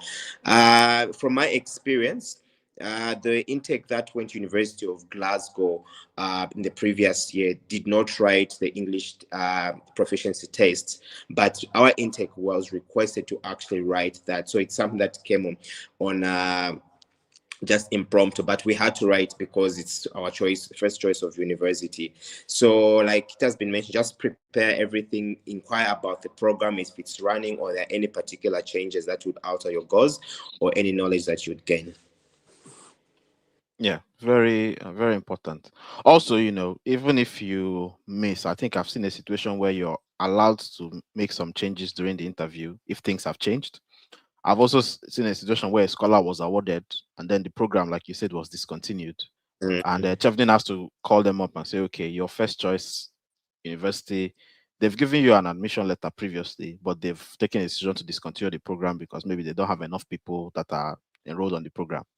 So you need to move to your second choice, and then Chevening will move you and your application and everything into your second choice university, which is why they usually tell you to fill some of those things on their website so that they can have options that they can work with. In the odd case where all of your options are no longer feasible, they can still ring you up to ask you to pick something else as long as it still aligns with what's going on. But that is usually an administrative thing. So you can do what you can do now, but like, you know, the best information is always on the website. Some courses that are not going to continue, they will state it on their website that this course will be discontinued from this session. So just be aware of things like that. Okay, there's one more question. Oh, I've seen another one, but let's start with this one. This is talking about the use of AI. So the question says, wow, this session is fire. I sincerely want to know how to use AI tools like ChatGPT here. I really don't want to fail because of use of AI. Last year, Erasmus Mundus gave me a love letter and AI. And there's a full, okay, this is a different question. So let's answer the first one. Okay, Ronald, let me allow you. I don't know what your experience in the use of AI is. Uh, Before I give my own personal conviction. I think when it comes to using artificial intelligence or the other tools that are there, actually Chevening does not recommend that you use it. When it comes to such programs, I'm actually scared to even to push in my essays or my work just to correct the grammar, because it might just be fed into the application, then it detects everything as AI. But one thing I recommend is you can use AI for a generative structure on how you can flow. To give you an idea, more you approach it like a consultation. How do I go about this? It will tell you, okay, this from this, you can move to this. From this flow, you can move to this flow, from the next flow. So that you have a particular way of how your questions are being answered in the particular flow. And that's how I used it in my case. I just asked it, how can I answer it going about this? This is my impact, and this is what I've actually done. So it just recommended that, okay, do this in order for you to target that. And then it was quite easier for me to just to type my essays and have another person review. So if you generate everything as AI, like you ask, this is what I've done, please create me impact, create me barriers, what I have to face, that's not your work. It's a computer work, and it will be detected actually when they're doing their actual screening. I have a particular colleague who received a love letter. So apparently they have advanced artificial ChatGPT, so they were able to connect it to Chevening, where it is able to write all the essays, and within 2 days they submitted. I was quite impressed, but I told him I don't think they'll accept it because it's artificial intelligence that generated. So, but he waited. He got a love letter eventually. So for me, just be very careful, and I do not recommend the use of AI in generating full essays end to end. Okay. Let me, on the back of what you've said, also add my own thoughts. So, I need to add this disclaimer. Everything that we share on this platform is our personal opinion. We Yes. are in no way affiliated to Chevening, so we are not part of the selection process. So, just so you know, we're giving you based on what we think and what we know. But officially from Chevening, you can actually ask them if you want to. They have a response mailbox where they apply to applicants' questions, so you can actually directly ask them, is the use of AI banned for this application, and they can reply you directly. But what I would say is this: there is something called, smart use of AI, ethical use of AI, moral use of AI, and a lot of other things there. Mm. And the AI is a tool, and the way you use AI is the way you use every other tool. So depending on what you want to do, you need to think about what's the best way to use AI to do what I want to do. Is originality very specific to what I'm doing? If yes, then you don't want to be outputting AI's final output out there as your output, because it takes away the originality. you know Mm-hmm. I would advise two things. The first one is that when you feed your essay into an AI system, no matter which one it is, usually the AIs are built to be self-learning. So the more you talk with them, the more they learn from you, which means once you feed your essay into it, it adds to its knowledge bank. And that means if another person asks you to generate an essay for Chevening, your essay content will be used as part of the knowledge bank the AI will use to generate content for the person, which means there's a high chance of plagiarism, you know, in that context, or the writing style will sound the same, or the structure will be the same for everyone, unless you begin to fine tune and play around with it, which is now when smart use of AI comes in. I would usually say AI works best at the beginning part. If, for example, you take AI, you know, ask it, okay, I want you to simulate a Chevening reviewer or simulate a Chevening scholar who has won this scholarship before, based on all the information on the Chevening website and everything that you've read. Can we have a conversation about how I want to approach my essays? And then you start chatting with the computer. Okay, I have this and this examples. Which one do you think are the strongest examples? Give me reasons why. Give me the pros and cons of using this one over this one. And it gives you some certain ideas. And then you take all of that back and then you go and draft something, based on that kind of experience, because you've had like a one-on-one consultation with, and it has given you, maybe it has shown you things that you didn't think of. It has told you about things that you didn't see. but not a situation where, oh, can you write the essay for me, or can you check my structure, can you change my sentences? By the time you start doing that, the originality of your voice will disappear in that essay. And you might think that, oh, it doesn't really matter, but the people reviewing it are real people. They've been reviewing essays for 20, 30, 40 years. They've been reading these things, so they can detect some certain tone of voice within your essay. It's like a professor that has been, teaching a particular subject for 20 years. These are the people that actually review these essays. From the universities that you say you want to go to. It may not be the specific university you're going to, but those are the people that they recruit to do the reviewing. So these are the same people. So they have all that experience already. And even from the classroom, they can identify AI content from original content to a certain degree, you know. So you can use spell checkers, you can use different things, but personally, I do not recommend the final essay you want to upload on Chevening website, putting it into an AI chatbot, because if Chevening has an AI checker, it can also now pull it from his own data bank and say, oh, this particular essay is inside the ChatGPT's data bank, which means it may be generated by ChatGPT, and that can throw your essay out the door. So these are technicalities that you don't want to risk. Remember, it's already a very competitive process. It's already a very competitive. So they are looking for reasons to shortlist people. And if they decide to shortlist people based on originality, then you may get thrown out, even if your content is very good. Because the honest truth is, they can have 50 good candidates and only 20 slots. And they have to find a way to remove the other 30. And these are the things that can be used to trim people down until they get to the point where they are happy with the number that they have, and then they invite them to interview and still trim people down again. So you need to think about it in a very, your original voice is better. To be very honest, one or two spelling mistakes in your essay is not going to be the reason why you're not choosing, rather than the tone of voice is different from what is being said. And also you also need to be aware of the ability of AI to hallucinate and say things that are not true.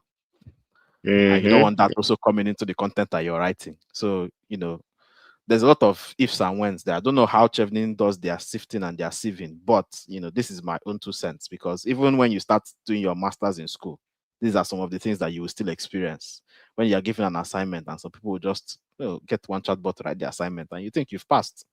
But then it goes into the system and something is detected somewhere and then it's thrown out. And then, so I've seen students in the UK that have failed because of that, So you don't want to fall victim to that. The way you write now is still the way you write when you start doing the masters, and you do more writing, more than 300 words. So it's better you even take the time to practice now and learn, so you're ready for when school begins. Okay. Add on. Yeah. I think because of our networks and the people around us, one particular thing I know is that lawyers are very good writers and able to spot mistakes. If you have a friend who's a lawyer, or anybody you know who's a lawyer, just engage them on a casual. I'd like you to review this, in particular mistakes. If you notice that there's something that's not right or inconsistent that can highlight questions, just highlight it, and give me any wordings or any particular structure that can make it sound strong and come out like very natural. Most lawyers are more than happy to do that. As long as there's enough time for you to go back and still refine, that's still fine. Yeah, thank you. There's another interesting question from the same person. Please, what if you are moving from one field to another unrelated one? How will you present your essay with little experience in the new field? Example, public administration to public health.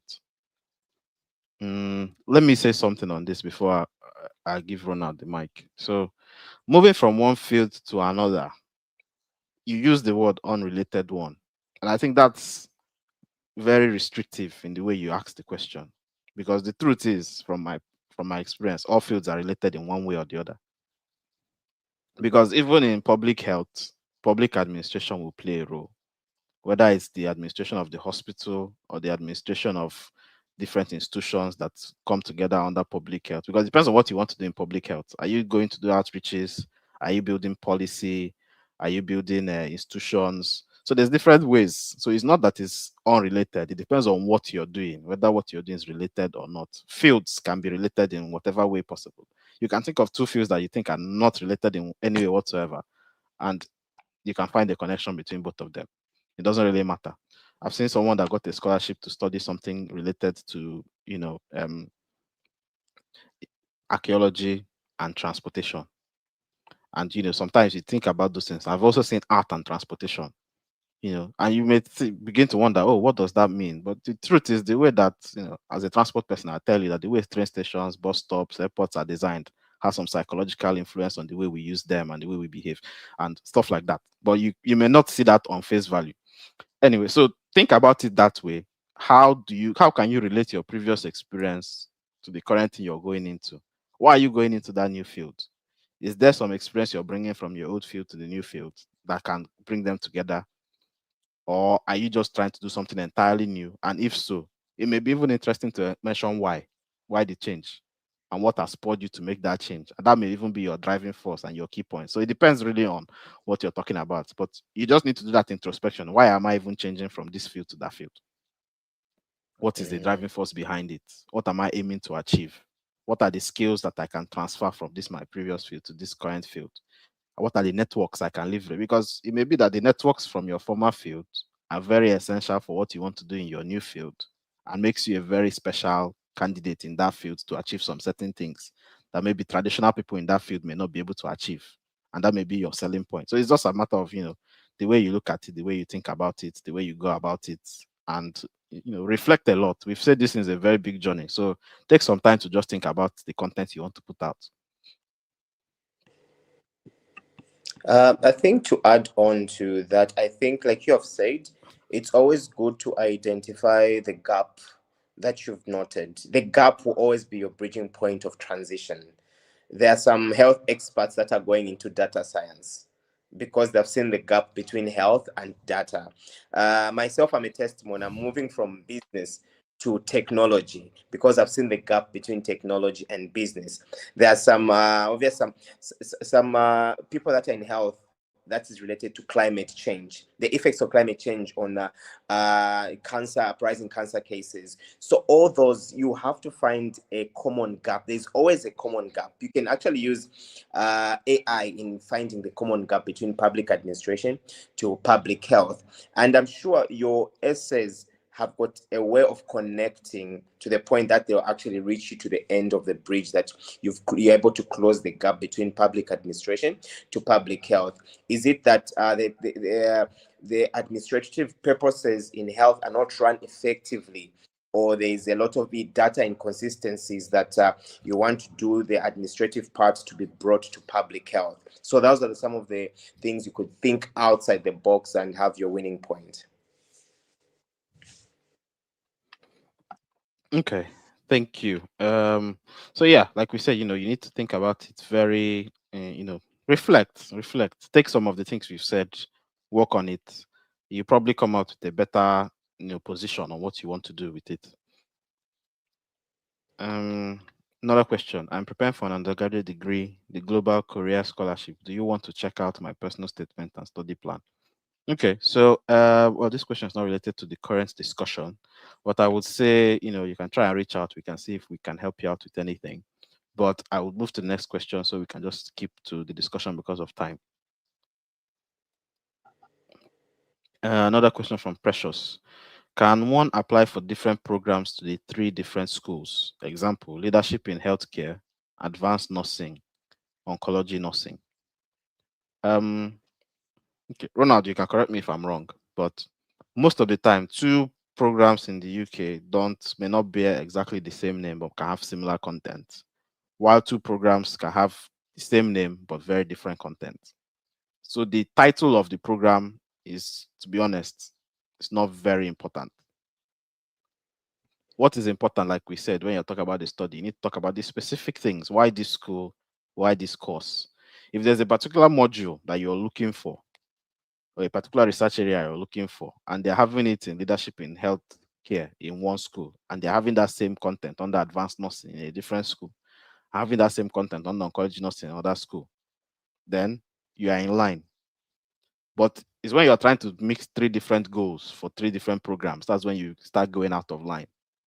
So you need to make sure that you're pursuing one particular goal and that the programs you want to study are in line with that goal, on that same focus. That's usually my advice. You need to be very focused on one particular aspect and then choose programs that align around that.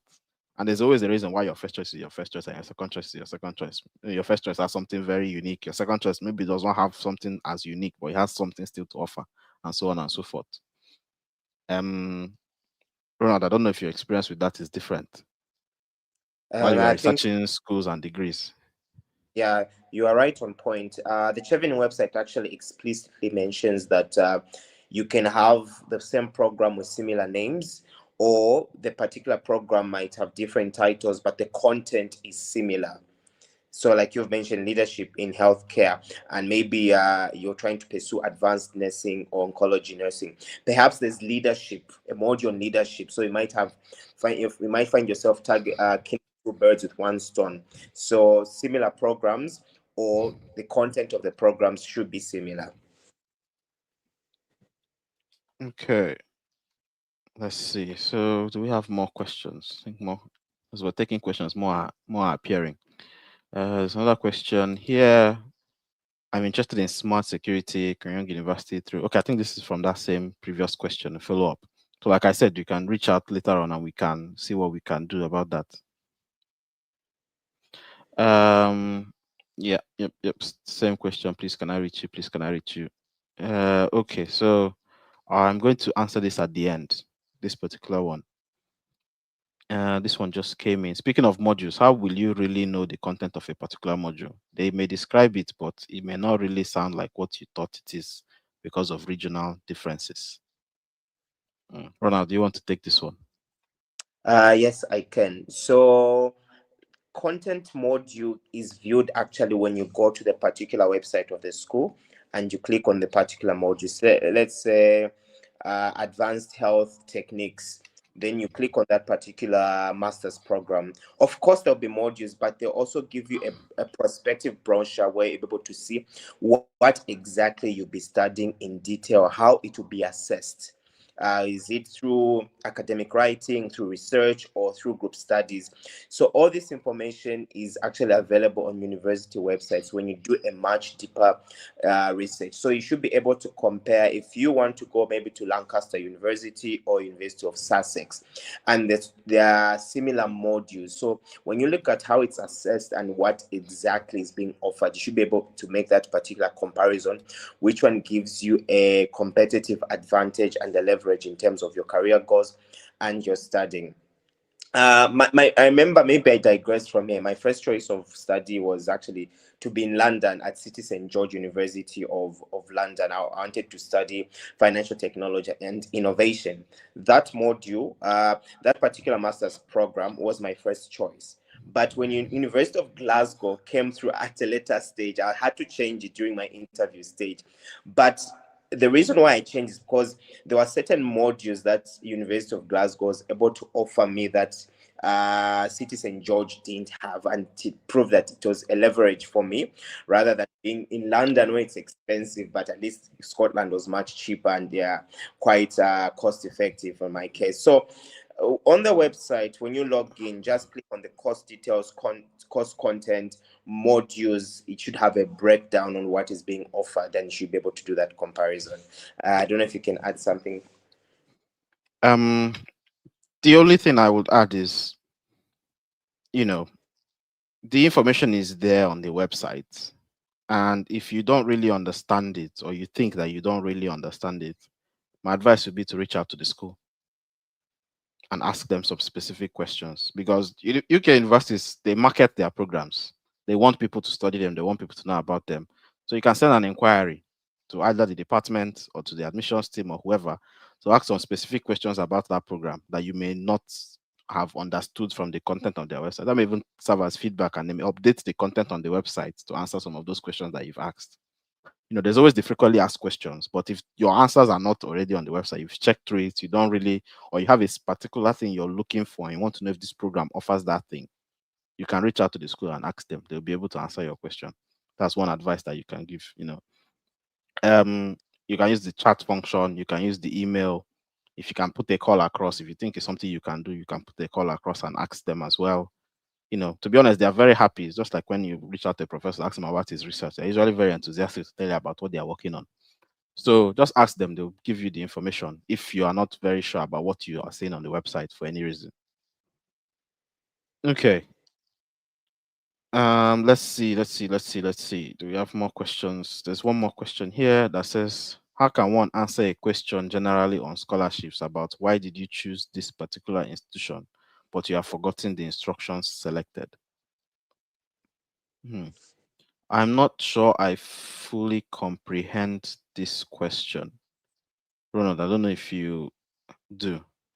Why did you choose this particular institution but you have forgotten the instructions selected? Maybe to understand what he's asked, maybe if you've forgotten why you've chosen the university, you should have your essays on a particular template why you chose that particular institution. Of course, by then you'd have detailed why you've chose maybe UCL, Edinburgh, you've chose St. Andrews. Of course, you should have that something in your back, at the back of your mind, that I chose this university because of this and that. That these are the questions they'll be asking you at interview stages. But you can always go back to your essays and read through, like, okay, this is why I answered, why I chose this particular university. I don't know if that answers their questions. Okay. Well, if it doesn't answer the question, I would say you can retype the question and put it while we round up. I think that's the last question I can see. But the only thing I'll say is, if you've chosen a university for a particular reason, and you've forgotten, maybe it's an opportunity to rediscover why you've chosen that institution. Go back and do the research again, because that might also tell you that this may not be the right one or this may be the right one. So it's not too bad to have a second thought about around it. Okay, so I can't really see any more questions. So okay, I think one question just came in. I'll take this one and then we round up. What if Chevening Masters would be a bridge? Example, I want a Masters of Public Health, but it's actually nothing that I want to study from public administration. I want to say that you, I may not have your full information, but it sounds to me like you're trying to do many things at the same time. So you're in public administration, you want to do a master's in public health, but it's actually nothing that you want to study. So my question may be, why don't you study nursing? Why are you studying public health in order to study nursing? You know, um, don't know exactly what it is, but you need to try to, take some time to do some introspection about around what exactly you want to do and see which course is the best. Public health may or may not be the best course for what you want to do.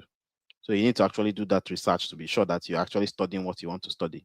You know, doing public health and doing nursing can be similar, can be very different depending on what you want to do. But make sure that the course you're studying is the right course for what you want to do. I think that's a very important first step.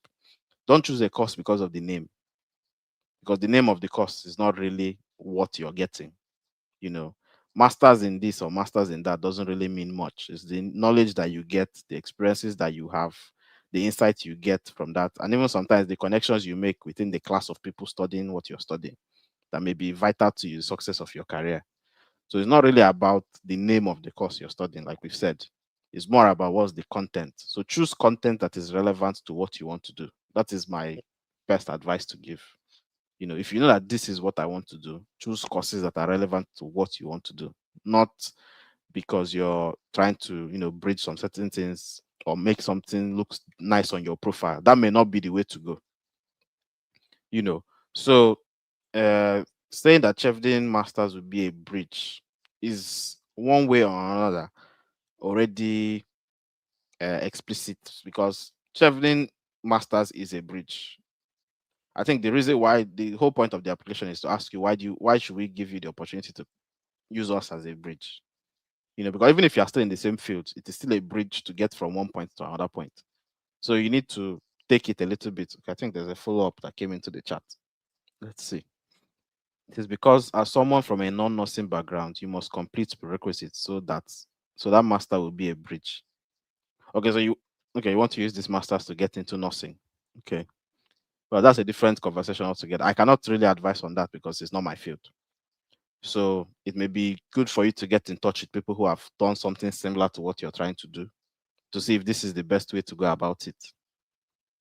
Because that may be what you need to think about maybe this is not the best strategy or is the best strategy for what you want to achieve. If you know people that have moved from a non-nursing background, maybe into nursing, try and find out how they got there. See if this is the way to go about it, and if it ties back to what Chevening is for. Because just to add, different scholarships have different goals in mind of what they are doing. So one scholarship may be right for what you want to do, the other one may not be right for what you want to do. So you need to check whether you are putting your effort in the right place. Is this thing what I want to do?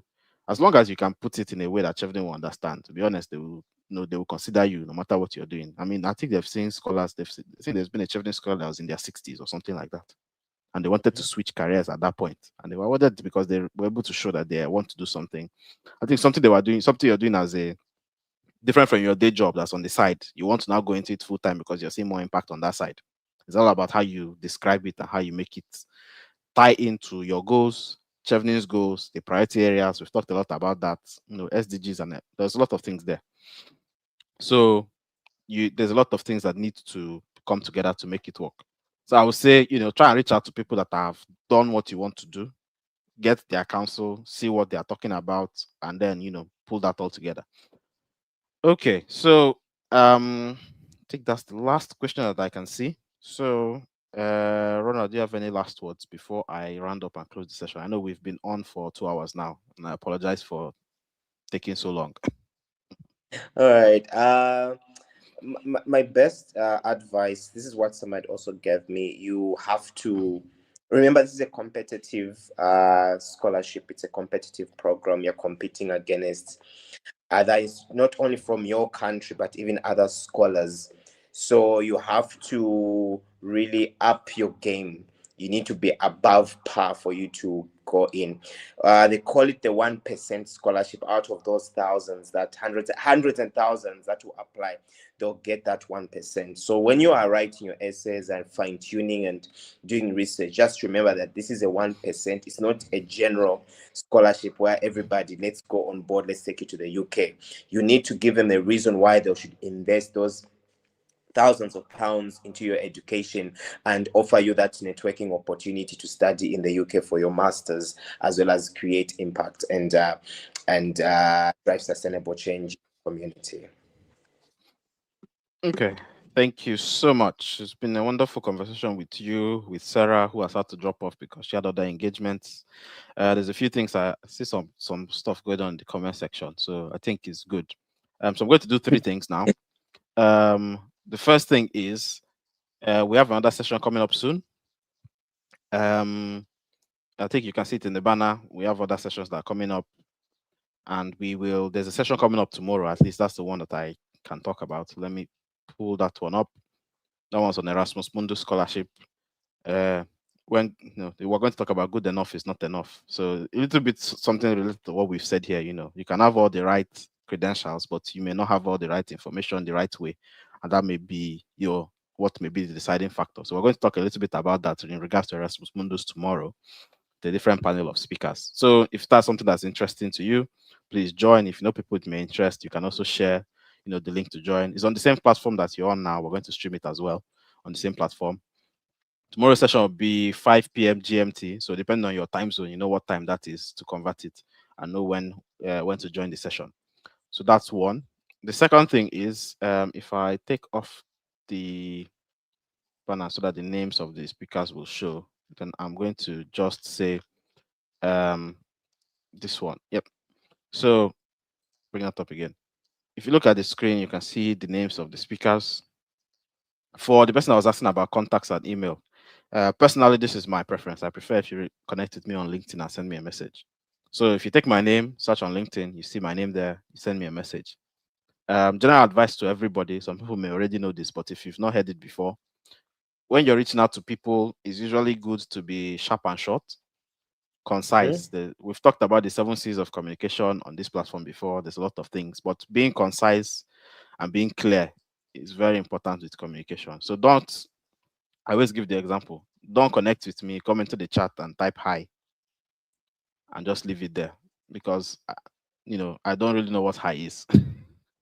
And if it's when I'm busy, I see your hi, I may or may not respond. I may say, oh, I'll respond to this person when I have time. That may be 2 or 3 days later. And then I respond to your hi with hi. and then you respond with "How are you?" and then I have to come back maybe a few hours or a few days later to say I'm fine. How about you? And then well, so maybe for 1 week you've not gotten anything out of this our connection. So I would usually advise go straight to the point, please.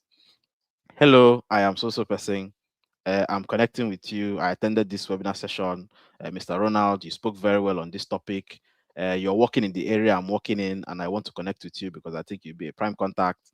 Or you mentioned this thing and it wasn't very clear to me, so I want to get a little bit of understanding on this. Thank you once again for having time to respond. I look forward to a wonderful response from you. And then you end it there. And then when Ronald sees the message, Ronald is like, okay, this person Yeah. attended this webinar. This is what he wants to talk about. This is the answer. I type it and I send it to you. And so in one or two messages, you've gotten the answer to what you're looking for. And we are both not stressed about the whole communication. Or if I don't have the answer to the question you're asking, I can tell you, sorry, I don't have the answer to this, but maybe if you check here, check there, reach out to this person, or I can even transfer it to somebody I think can answer your question. So those are some certain etiquette of communication that is important in this day of online connections and communications. Don't think you're being disrespectful for asking for what you want in the first glance. It's usually better for the person that you're reaching out to know exactly what it is you're reaching out to them for in the beginning. So personally, that is how I prefer. So that even if I cannot answer your message immediately, whenever I come to answer your message, I know that I've actually, given you what you need and you can run with it. And if there's need for more messaging, there's there. But the constant back and forth about things, that's not how you build connections. We talked about networking in Chevening. That's one of the skills that you learn.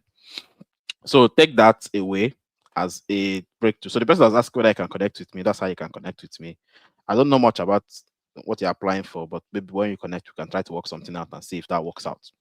So that's the second thing. So the last thing is, if you want to continue following this series, you can subscribe to the YouTube channel so you always get alerts when new sessions are coming up. We have a bunch of sessions coming up this month. I've talked about the one we have tomorrow. There's another one that's coming up for next week and then the next weekend. And then we continue having more and more sessions, not on Chevening, not just on Chevening, but on everything else. We have future sessions on Chevening, closer to when you've started drafting up your essays, and maybe closer to when the application is closing, and then towards the interview stage. I think Ronald, you've been on this platform for a while, so you know how we usually do it. So we'll have those sessions closer to when the information is important. We don't want to overload you with everything in 1, 3, 4, 5 hour session because it's too much information taken at once. So yeah, so just watch this space. More sessions are coming. What else do I need to say? Okay, yes, just to also finally again thank our speakers and thank you for listening and for the wonderful questions that has been going on in the chat. If you want to join any of our communities, because we do have a WhatsApp community where we share some information, you can also as well, like I said, connect on LinkedIn. I can add you to the WhatsApp group, and then you can also be abreast of some of the other informations. On the platform, we have mentors and mentees, so other scholars, people that are studying, people that finished studying, people that are planning to study again, so that some of the questions that you ask, I may not know the answer, but someone there may be able to know the answer. So that's why it's a community. We help each other there. So if that's something that's interesting to you, you reach out to me and we can try to work that out for you to add you to that place. And then we can have, everything working out. Finally, I want to thank Ejiro for setting up this wonderful session and the platform. I know she's working in the background to make things work. Some of the things you're seeing popping up on your screen, she's the one that's working on it in the background to make sure things are working well for all of us, with the platform and everything. So thank you, Ejiro. We know you're not on the screen, but we know you are working in the background to make things work. Ronald, I want to thank you again for your time. Like I said, we wish you all the best as your studies resume. Maybe we'll catch up one day when you've gone through the the fire of the masters. And yeah, no, but it's good. It's good. It's one of those type of fires that refines you into gold. So Yeah. Congratulations for on your award, and thank you for spending the time here with us today. Yeah, so I'll leave the conversation there, and we'll see you all next time. So thank you, and have a wonderful rest of your day. Goodbye. Bye.